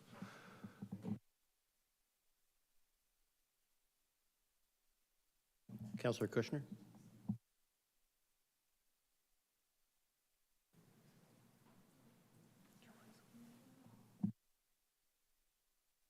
Still green. Thank you. Thank you. I'm sorry I can't support this. I can't support an expenditure of $250,000. We've identified the problems. That's been in the report here. And if we've identified the problems, then we should be able to solve them. We don't need an out-of-town consultant to come in who knows less about St. Catharines than we do and give us some type of advice. I'm not sure what the advice will be, but we have a downtown association. I think they should be working on a plan, what they think should happen in downtown St. Catharines. Years ago, I sat on a downtown revitalization committee, and it worked very well, and we didn't have a consultant. So I'm not in favor of hiring more consultants. Thank you. Thank you, Councillor. Councillor Ratzlaff. Yeah. Thank you, Deputy Mayor, through you. I just, one quick question. If this isn't the right time for this, that's fine. But can we include, as a directive in the work plan, an exploration of creating a vacant commercial space registry or database, as I think that would come in handy when they're talking about, opening up commercial spaces. At least you can immediately go to whatever business is looking to come to town and say, hey, here's all our spaces, and we'd have an idea of how many are open currently. I think if this passes, that's a direction that we could give the planning staff to give to the consultant that would be hired. Perfect. Thanks. And Councillor McPherson. Thank you, Deputy Mayor. Just a comment that I know that many of us have had meetings with members of the community who have been asking for this kind of plan, as well as having a recruiting process to have some folks who know better than we do when it comes to development or comes to planning the city or outcomes that they would like to see in the city. So I'm very supportive of it, and I look forward to seeing what the outcome is. I mean, as the mayor has said, the Creative Cluster Master Plan transformed the downtown. So I think it's important to have a focus like this on those areas where we want to see growth and we want to see development. Thank you. Thank you, councillors. I can remember way back when Councillor Elliott brought forward the notion of the Creative Cluster Master Plan, and we had a similar discussion, and that was many, many years ago, and I believe it was money well spent, and that's why I'm going to support this initiative tonight. It's not going to be a situation where we're going to spend the money in 1 year, where it's going to take a long time to establish, and I probably won't be here 19 years from now to see what the result has been, but I think it's a good idea. However, I'd ask for an amendment to be included, Mr. Mayor, that the area of the GO Train area in St. Paul West be included in the program. So that way we're going to have a better idea of the important commercial areas in St. Catharines, and I don't believe we have that right now as far as what Port Dalhousie is going to look like, what Merritt is going to look like, Facer Street. And I think if we get, it's going to be a city plan now rather than a downtown plan, and I think it's going to last a long time, and I think it's going to be money well spent. It is a lot of money, there's no doubt about it, but it's coming out of a reserve. It's not coming out of an operation or planning or capital budget, right? I'm sorry, Councillor Dodge.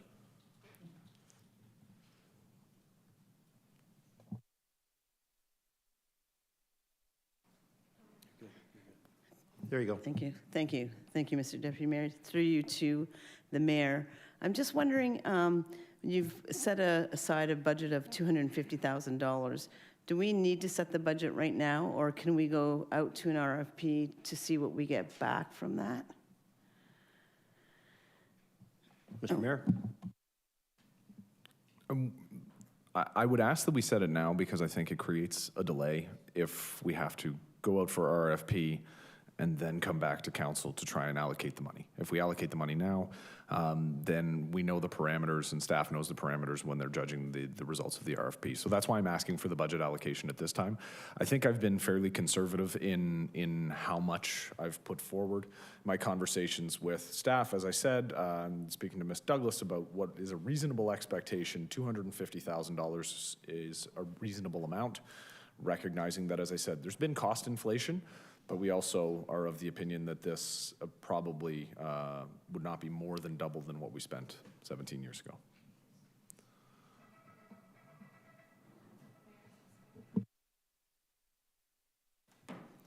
Thank you for that, Mr. Mayor. So if that's the case, can we, oh, sorry. That was agreeing with me. In further thinking about this, is there any way that we could split this so that we have the amount that we're going to spend and the actual portion of the motion? We vote on two separately things? Split the motion?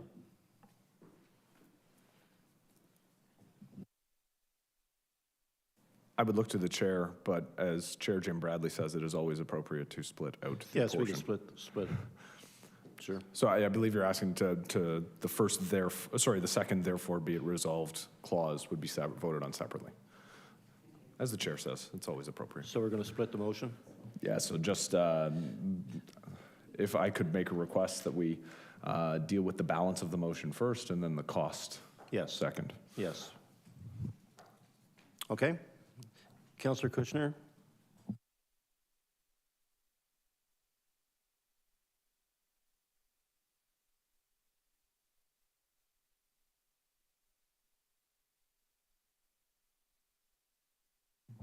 I would actually suggest, Chair, if we were to vote yes on the balance and then council were to choose to vote no against the portion allocating the dollars, that it would create a delay in the process. So that's what would happen, is then we would have to have another conversation about budget allocation at a later date.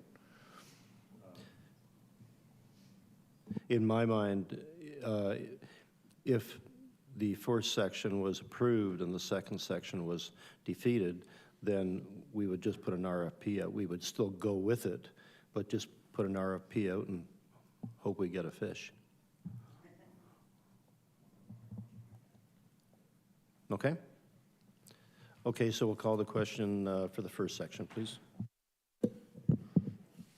So the first vote then, Mayor Cisco? Yes. Oh, I thought you called my name, sorry.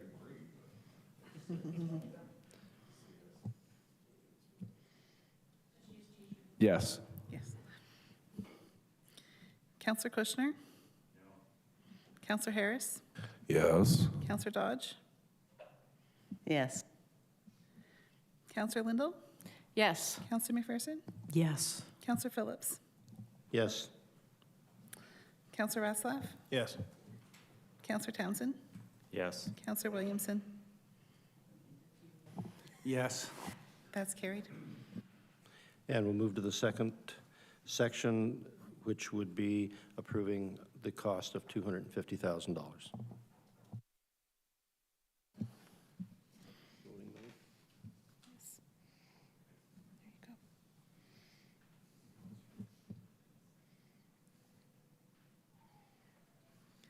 Mayor Cisco?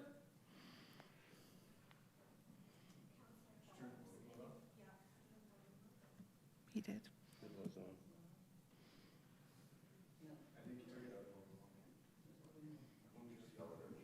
Yes. Councillor Williamson? Councillor Townsend? Yes. Councillor Ratzlaff? Yes. Councillor McPherson? Yes. Councillor Lindell? Yes. Councillor Kushner? Councillor Harris? No. Councillor Dodge? No. And Councillor Phillips? Yes. And that's carried.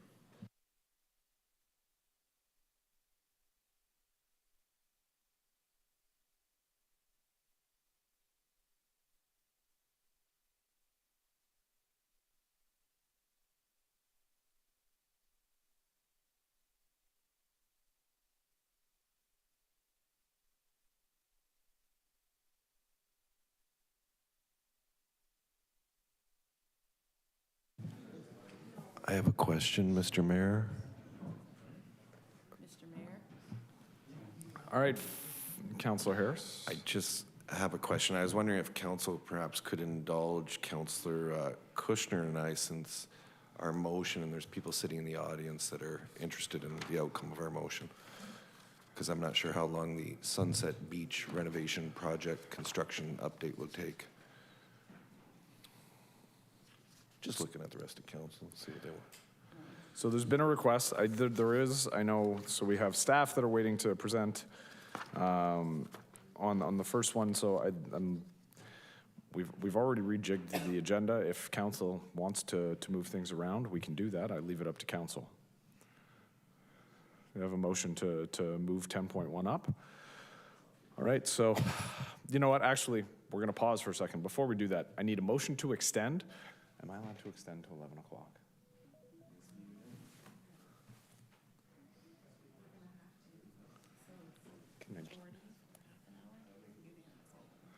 Okay, so council, it needs to be a unanimous vote to extend until 11 o'clock.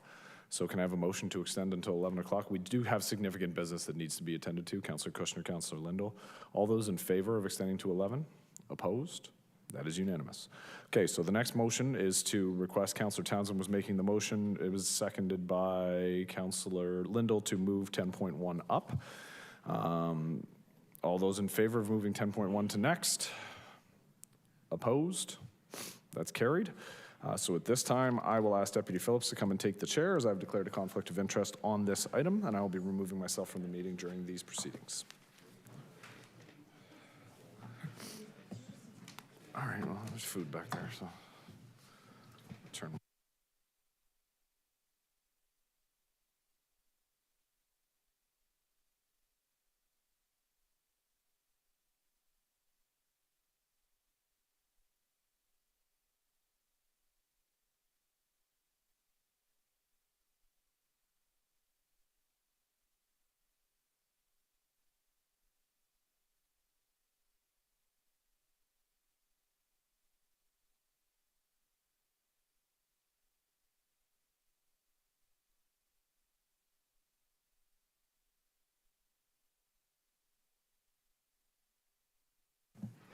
Okay. Mr. Whitty is not here, so I guess he will not be speaking tonight. Moving the motion, I have Councillor Harris, and seconding the motion, I have Councillor Kushner. Councillor Kushner, do you want to speak to the motion? I thought you probably would. Yeah, I would begin my comments with the history of the lands in that area, because the history supports the recommendation that we're making this evening. In 1975, the city established a city planning advisory committee to determine the zoning of lands in West St. Catharines. The advisory committee recommended that the boundary be the hydro line in 406. City staff disagreed, arguing that the boundary would not be sufficient for growth up to 1990. And the evidence indicates that staff were wrong. That boundary still exists, and there's no talk about changing it. The committee recommended that the property west of Thompson Products be zoned as residential. The planning department disagreed. And when the matter went to the OMB agreed on the urban boundary proposed by the committee, but disagreed with the recommendation to zone the lands residential. And 50 years later, the city reversed its position, that was 2 years ago, and rezoned the land multi-use, but with restrictions. And the restrictions are now discouraging development. Our decision should be evidence-based.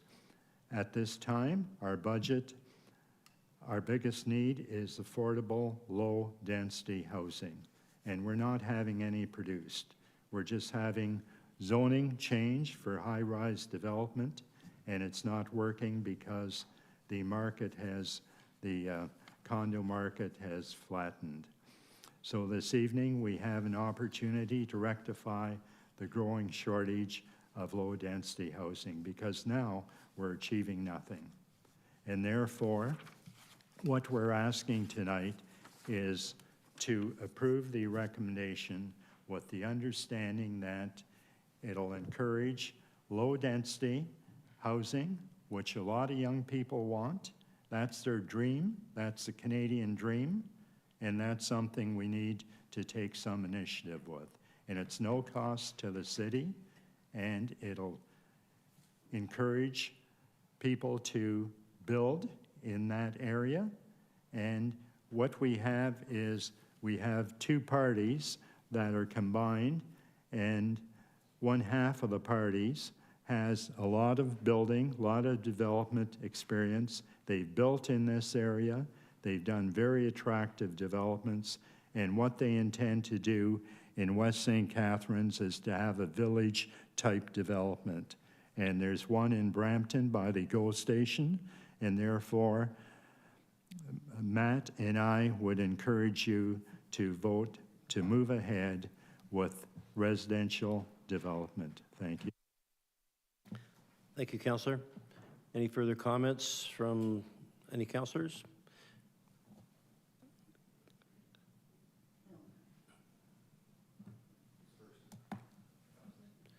Councillor Kushner, would you turn your mic off, please? Thank you. Councillor Williamson. Thank you, Deputy Mayor. Through you to the Director of Planning. Councillor Kushner mentions low density. What is actually are we looking at if this motion passed? A couple things, I guess. What kind of density would we get? And is there not already enough commercial and retail out there to service the needs of the residential components that would get built here? Through the chair to the councillor, the current land use permissions on this site are for mixed use. So what's currently permitted right now is a mix and range of housing types at a minimum density of 25 dwelling units per gross hectare. So that is already a low density permission that exists. And in addition, a population-related and office jobs at a minimum density of 48 jobs per gross hectare. So council will recall in November of 2020 that they were provided with the results of our land needs assessment as the result of a municipal comprehensive review. That was driven by council's direction to do a land use conversion, an employment lands conversion for the GM lands. So in doing so, we had to look holistically at the entire city, look at our employment targets that were set by the province, and do a qualitative and quantitative analysis as to where our employment targets were going to be. At that time, we had 9 individual property owners come to us asking for employment conversions to go to mixed use or residential. Because we are not expanding our urban boundary and because we are an intensifying city, we're limited on where we can put our employment targets, our residential targets, and our commercial targets. So the study found at that time that we had adequate and appropriate residential, commercial, and employment lands to the 2041-2051 time horizon. Our targets were validated by the Ontario Land Tribunal when 406 Lakeshore appealed. It was upheld when those targets were included in the regional official plan, which was then approved by the province. So in terms of the motion that's currently before council, something I did want to caution on is Section 3, Sub 5 of the Planning Act states that a decision of council of a municipality as it affects a planning matter shall be consistent with the policy statements. In October of last year, the province of Ontario issued a new Ontario planning statement. And while it does allow for some more additional flexibility around how land use conversions have been dealt with, there is criteria on how we deal with employment conversions that are in employment areas, such as the subject properties. So there's 2 that directly matter to this motion. 1, that there's an identified need for the removal of the employment lands from the employment area and that the land is not required for employment areas over the long term. In response to that, I would say that we have a land needs assessment that shows we do need employment targets. We don't have a surplus of targets to apply somewhere else. And should we remove the targets from the subject properties tonight, we actually do need to apply them somewhere else in the city on lands that are either residential or mixed use designated. And the motion does not provide any alternative location for those targets. And the second criteria was the municipality has sufficient employment lands to accommodate the projected employment growth to the horizon of the approved official plan. So when we did the land needs assessment in OPA 26 in 2020, that is the deciding factor. And like I said, those targets were validated by the region and the province and the tribunal that our targets met that requirement. Should we take those targets off properties without applying them to others, we are no longer in compliance with the provincial policy statement. Thank you for that very comprehensive description. Are there other locations where we could meet our employment targets in the city? Through the chair to the councillor, at this time, I'm not aware of any mixed use or residential property owners who are coming forward asking for a conversion to employment. We do have several other property owners who already have employment land that they also want to convert to residential, and this motion would leapfrog in front of that. So that would include the Rankin lands at Martindale, it would include the Colonial Florist lands in Port Weller East, and most significantly, the former GM properties at 282 and 285 Ontario Street. Thank you very much.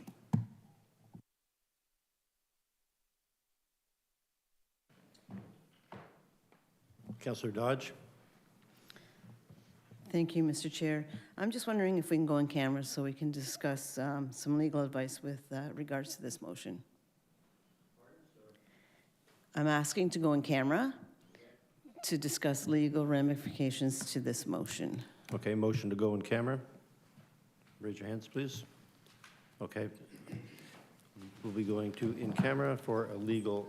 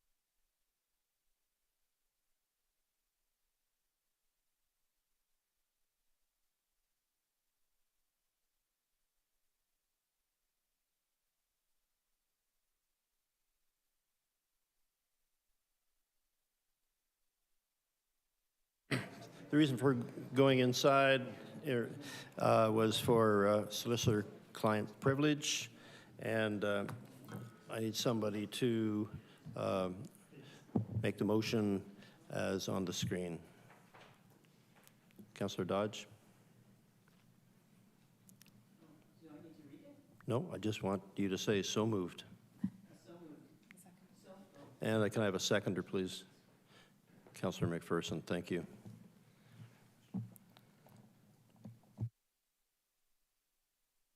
Call the question. Oh, Councillor Harris.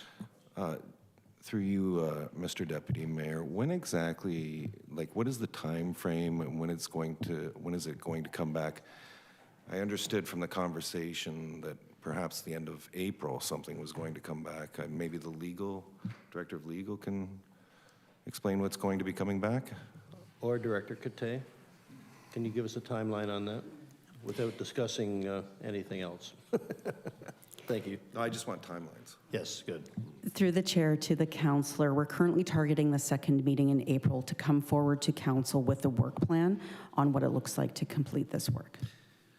Okay, through the Deputy Mayor to the Director of Planning, how long typically does it, when you come up with a work plan, how long would it most likely take to come back to council? You guys have been doing this for a while. Through the mayor to the councillor, I actually can't answer that right now because we're still trying to evaluate the regional official plan and its impacts on the city.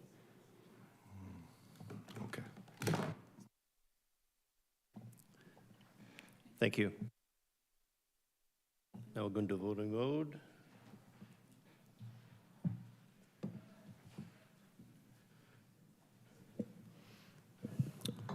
Okay. Councillor Dodge? Yes. Councillor McPherson? Yes. Councillor Václav? Yes. Councillor Townsend? Yes. Councillor Williamson? Yep. Councillor Harris? Yes. Councillor Kushner? Yes. Councillor Lindell? Yes. Deputy Mayor Yes. Phillips? Yes, That's carried. thank you. I don't know where the mayor's gone to now. I have no idea where he is, but anyways, we will, I see we still have staff with us at the back, so we'll go to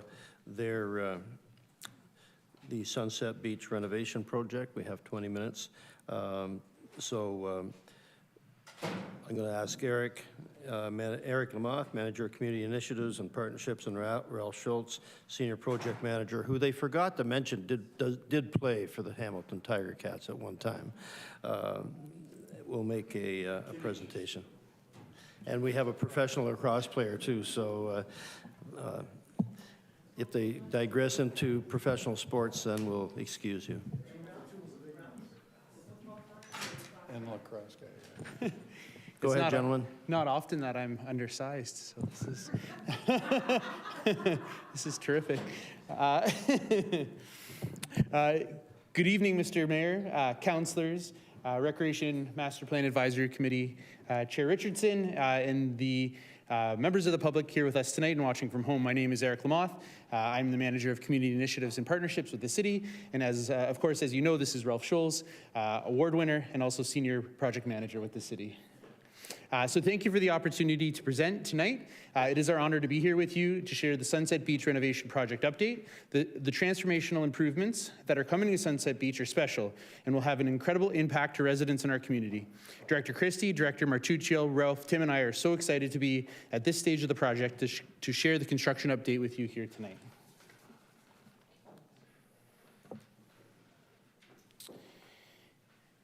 As the community vision, extensive community engagement, and engineered designs are now complete, the purpose of this presentation and report is to provide a construction update, including a phasing plan. The Sunset Beach renovation project construction will significantly impact the city during the 2025-2026, and public communication of the project timelines and construction phasing is important to minimize community disruptions. Ralph and I hope to provide a brief recap of our journey to date and where we are strategically venturing next.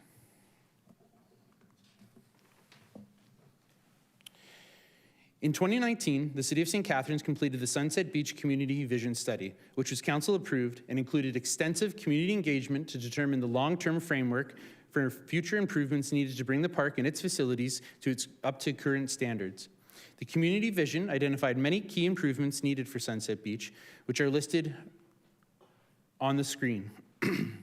At the conclusion of construction, all of these identified improvements will be achieved. It is also important to note the Sunset Beach project aligns with the city's strategic plan, supporting economic prosperity, social well-being, environmental stewardship, and cultural vibrancy.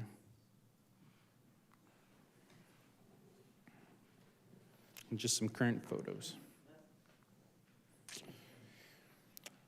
Following Council's approval of the community vision, staff began pursuing grant opportunities in order to leverage the city's budget dollars.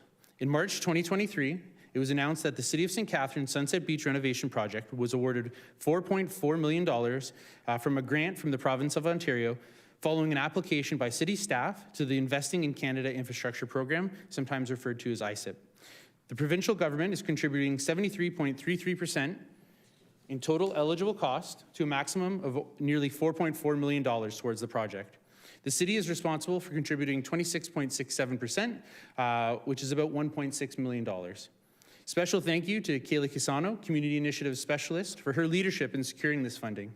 In addition, special thanks to Elise Norton for continuing to manage this partnership while Kelly is on maternity leave. Just a fun photo of the day, and it was so cold. Afterwards, and he's back, Mr. Mayor filmed a video, I think in the water, which it was incredible, but it was so cold. I was going to, but Director Christie said to take it out. If I can just say, you are definitely the manager of fun. You are the director of no fun. Noted, Mr. Mayor, thank you. First you send me a laundry list of accomplishments for my speech. Now you're not letting us see that fantastic video. I'm embarrassed to know you, Mr. Christie. Your shorts were too short, Mr. Mayor. I disagree with you wholeheartedly. We can tell it's getting late in the evening. As mentioned previously, the Sunset Beach renovation project construction will significantly impact the city during 2025 and 2026, and public communication of the project timelines and construction phasing is important to minimize community disruptions. The communications plan for Sunset Beach construction will be diverse, including the following. So today's council report and presentation. There will be a community town hall hosted by the mayor and Grantham Ward councillors on April 29th from 5:30 to 6:30 at Port Weller Community Centre. And so we encourage anybody that's interested in the project to come out. And I will note, similar to today's presentation, the town hall is designed to be informational for the community, and it won't be a decision point. And Ralph will speak to that a little bit later. We also have the city's webpage as well as Engage STC, and there will be media release and public notices at Sunset Beach as well. And lastly, before we transition to Ralph, on the screen you will see a few pieces of play equipment that have been included with our conceptual design. A special thanks to Stuart Green, the city's landscape architect. His expertise and leadership have been instrumental in bringing the project to where it is to date. So I will now pass it over to Ralph. Thanks, Eric. Yeah, now we're just about ready to go to tender, and that's one of the reasons that we wanted to give you the update now, because all the project plans and staging and everything like that will be made public probably by the end of the month. It is going to be a staged and phased construction, so we still will be able to get use out of the park this summer, but we needed to begin work because we have a deadline for the funding that ends in April 1st of 2027, but that includes a warranty period as well. So we want to be complete most of the work by April 1st, 2026. So stage one is going to be a partial park closure on the north end of the park. And here's where we are here. The yellow parts of the park are shown. That's stage one. And that's going to begin Q1, Q2, Q3, which is basically about June. And we're also going to be working on the northeast portion of the park as well. So those will be closed to the public during this summer while the rest of the park is being opened. So this is where the contract will have all that area cordoned off to the public, and all their activities will be within those areas. Stage 2 is also within that same area, but it's the work that's being done in the lake, and that's due to environmental concerns. We can't do the shoreline protection or the boat ramp in the lake in the early spring. We have to wait till the summer. And that will be the gist of the construction during the summer. After the summer, Q3, the rest of the park will be closed, and that's when the bulk of the parking lots, shoreline, beach mitigation, boardwalking area, the trails, and playgrounds will be done. The park will be closed with the intent to be opened again for the May 2-4 weekend of 2026. Oops. So some of the environmental sustainability initiatives, obviously the shoreline protection, we're losing some of the shoreline in the north end of the park. That includes the boat ramp. So the boat ramp and the shoreline protection are all going to be enhanced and increased resilience for shoreline, for the wave action. Sorry. Okay, environment, again, more initiatives from the sustainability pillars, increased water activities, shade structures, low impact development, and that means like all the parking right now, we're going to be increasing the amount of parking in there. Right now it's soft surface, we're going to be hard surfacing it, but we're going to be taking all the solids out of the rainwater collection, the stormwater, so that anything that goes into the lake will be treated for grit control and bioremediation. Coastal restoration will also include natural grasses, and that's, again, to enhance the plantings, but also for the sand mitigation. A lot of the sand gets blown off the beach onto the parking lot. We're going to reinforce the plantings like ahead of the parking lot, so to prevent the sand from hitting the beach. Okay, the last bit of it, again, greenhouse gas mitigation. All the trails will be hard surfaced. Right now they're stone dust. So the trails from Malcolmson Park to Arthur Street will be completely paved. They'll be lowered so that we can be more accessible. We'll have facilities in the main road for pedestrian and cycling access. Right now they're combined, so we're going to be separating those so folks can get in and out of the park with their vehicles, but they can also use their bikes and walk into the park without having to walk on the road. And in addition, again, we're increasing the amount of bike racks throughout the park. Right now, there's only one set of bike racks. We're going to 5 sets of bike racks in the park. And that's it. If anybody's got any questions about the park, like I said, we've stayed true to the core principles of the visioning study, and we've enhanced those by going out to the public during the design process to get to this point. All right, thank you for the presentation. We'll start with Councillor Williamson. Thank you, Mr. Mayor. Through you to the award winner and the lacrosse player.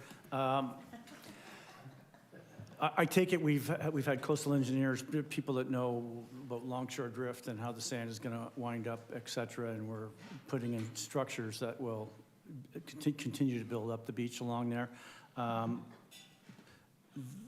Is there a way, like the beach has been able to exist for a long time with not having a hard surface parking lot? Have we looked at a permeable or some other alternative than to asphalt or hard surface? We do have some permeable aspects, parking pavement in the design, and it is more or less a treatment train. If we use permeable pavement throughout, permeable pavement works when you can infiltrate the water through the subsurface. Right now, underneath the pavement, we've got hard silty clay. And so it's virtually impermeable. So what we're doing, we're using treatment trenches where we can uptake some of that water through trees and other bio types of treatment, and whatever goes out will end up in the beach, and it'll end up eventually making its way horizontally because it can't infiltrate down. Okay. So that's the permeable pavement only works when you can infiltrate down. Thank you very much. Thank you, Councillor. Councillor Phillips. Thank you, Mr. Mayor. First of all, will we be adding a second MobiMat for accessibility? We have one now by the washroom. Is there going to be another one that's going to be added to it? Yes, we have a provision by the accessible parking for a ramp that will take you down to the beach and access via MobiMat. It's not in our contract, but it is in the plan. We found that we get better pricing outside the contract than within the contract, so we'll be adding the MobiMat after the construction. Okay. And I asked this question before when we had our meeting, but I'm going to ask it again to see where we are. As far as access into the park, we're going to be coming off Arthur Street and winding our way through the neighborhood. As far as exit is concerned, at one point we were talking about having a one-way exit out onto the Welland Canal Parkway. We have to negotiate with the region because it's region land. Are we anywhere with that? Have we started talking about it? Is it going to be possible? Do we have a plan that looks like maybe we're going to do it?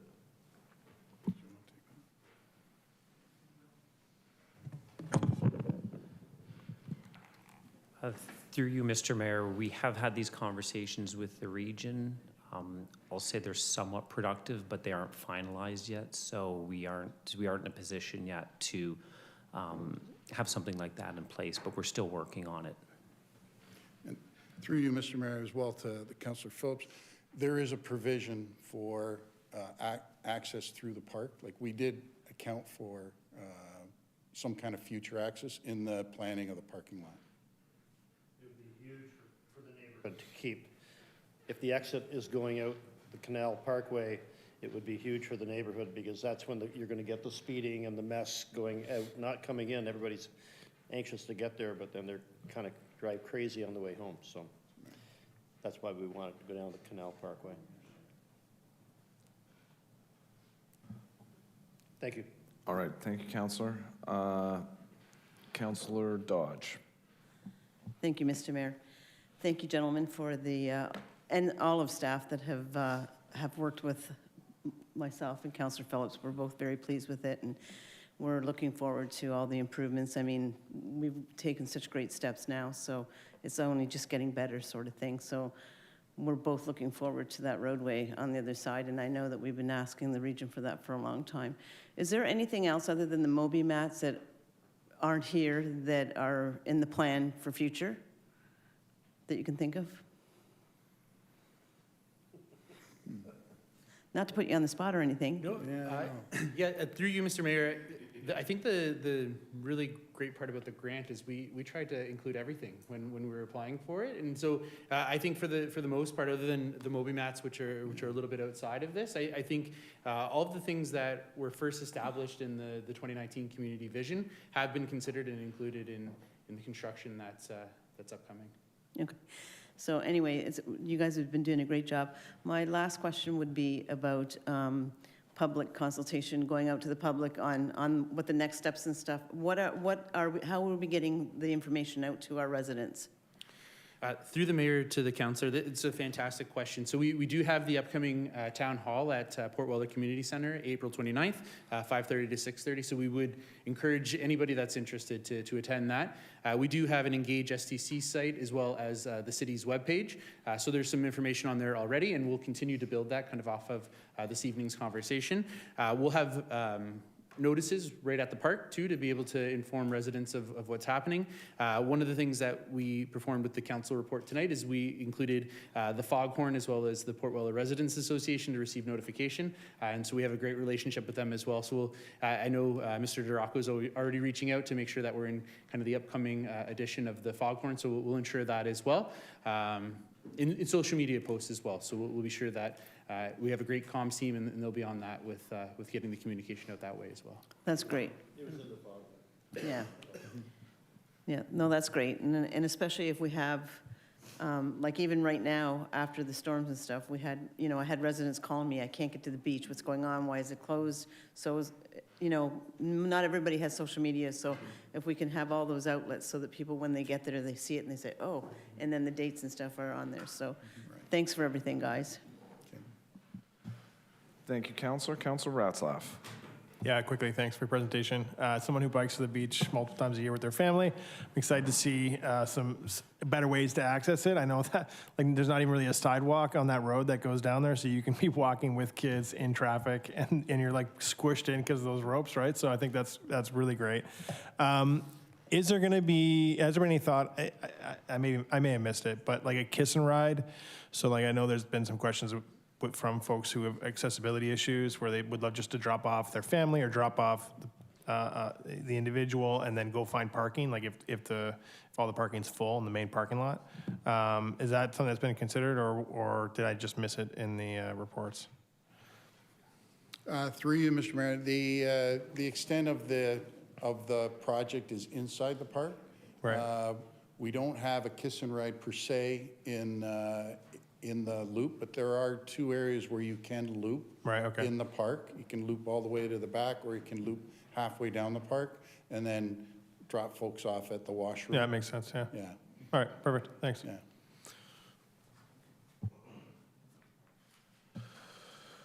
All right, are there any other questions? Seeing none, thank you very much for the presentation, gentlemen. Do we already have a mover and a seconder for this? We don't. Can I have a mover and a seconder? Okay, Councillor Dodge and Councillor Phillips. That council received the presentation from Eric Lamoth and Ralph Schultz regarding Sunset Beach renovation project construction update. Would you say the lacrosse player and the award winner? Was that how Councillor Williamson described? Okay. And the Grey Cup winner, yeah. I mean, that's more significant. So receiving the presentation, all in favor? Opposed? That's carried. Moving the recommendation in the report, I'll go Councillor Phillips and Councillor Dodge. Any questions, any debate?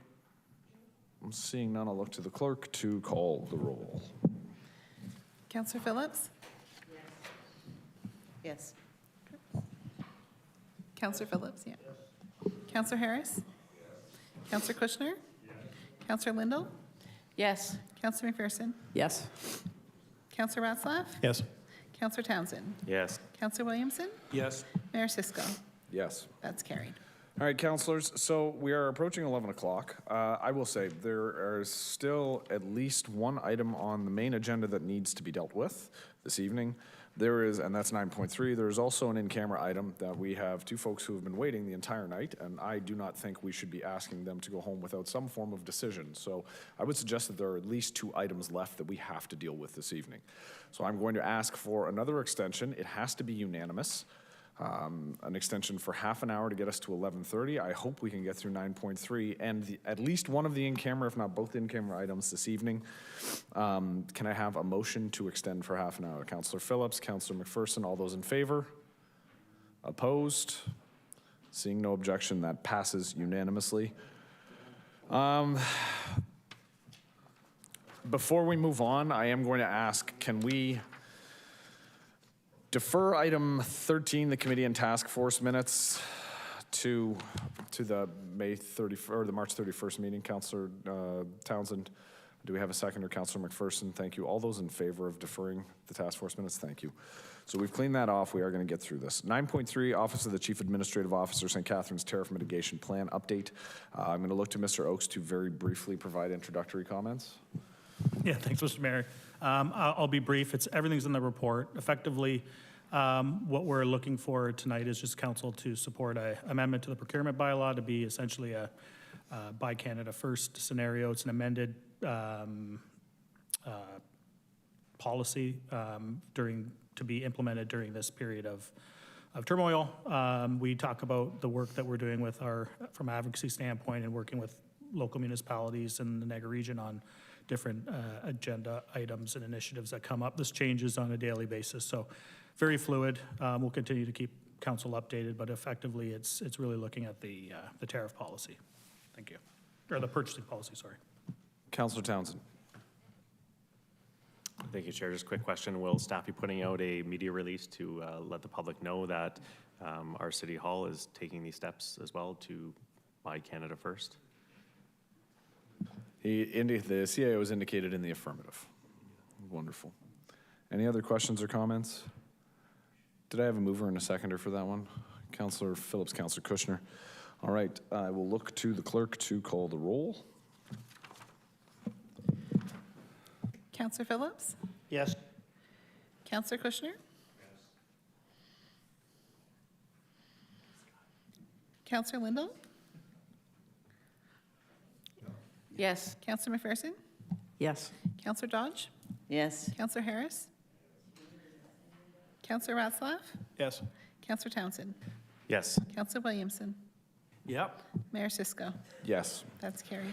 Thank you. And I just want to say quickly, thank you to staff for turning this around so quickly. I know trying to amend an entire procurement policy is not particularly easy, so I appreciate the rapidity with which it happened. This is a major talking point and conversation piece with Ontario Big City Mayors. I'm a part of the Tariff working group, and this is the direction that many municipalities are going in, and I'm proud of the fact that we're taking the step quickly, along with many other municipalities. Moving on, call for notices of motion. Any notices of motion? Seeing none. I have report requests. Councillor Lindell is requesting a staff report by the end of Q3 that outlines the current snow plowing services delivered in the city and identifies all opportunities for improvement in service.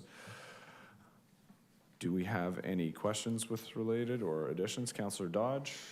Thank you, Mr. Mayor. I'm just wondering if we could put in that motion an update on the plow, the new, Where's my plow? yeah, where's my plow? Where's my words? I think, well done. I think that's an entirely appropriate, Councillor Lindell. Yeah, that's entirely appropriate for this report request. Yep. Okay, thank you. All right. Seeing no other questions or comments? Oh, I guess I had one too. Yes, I would like to request that staff prepare a report to be presented on March 31st, 2025 regarding the correspondence from Vive Developments. That was pulled at the beginning of the meeting. It's from our correspondence report. So we have those two reports. Are there any other report requests? Seeing none, all those in favor? Opposed? That's carried. We have moved the committee minutes, so we're going to close session, and I will look to the clerk to get us into closed. Councillor Kushner? I would suggest that with respect to the in-camera item, that we put that on the agenda for the next meeting, and we have a staff report on that.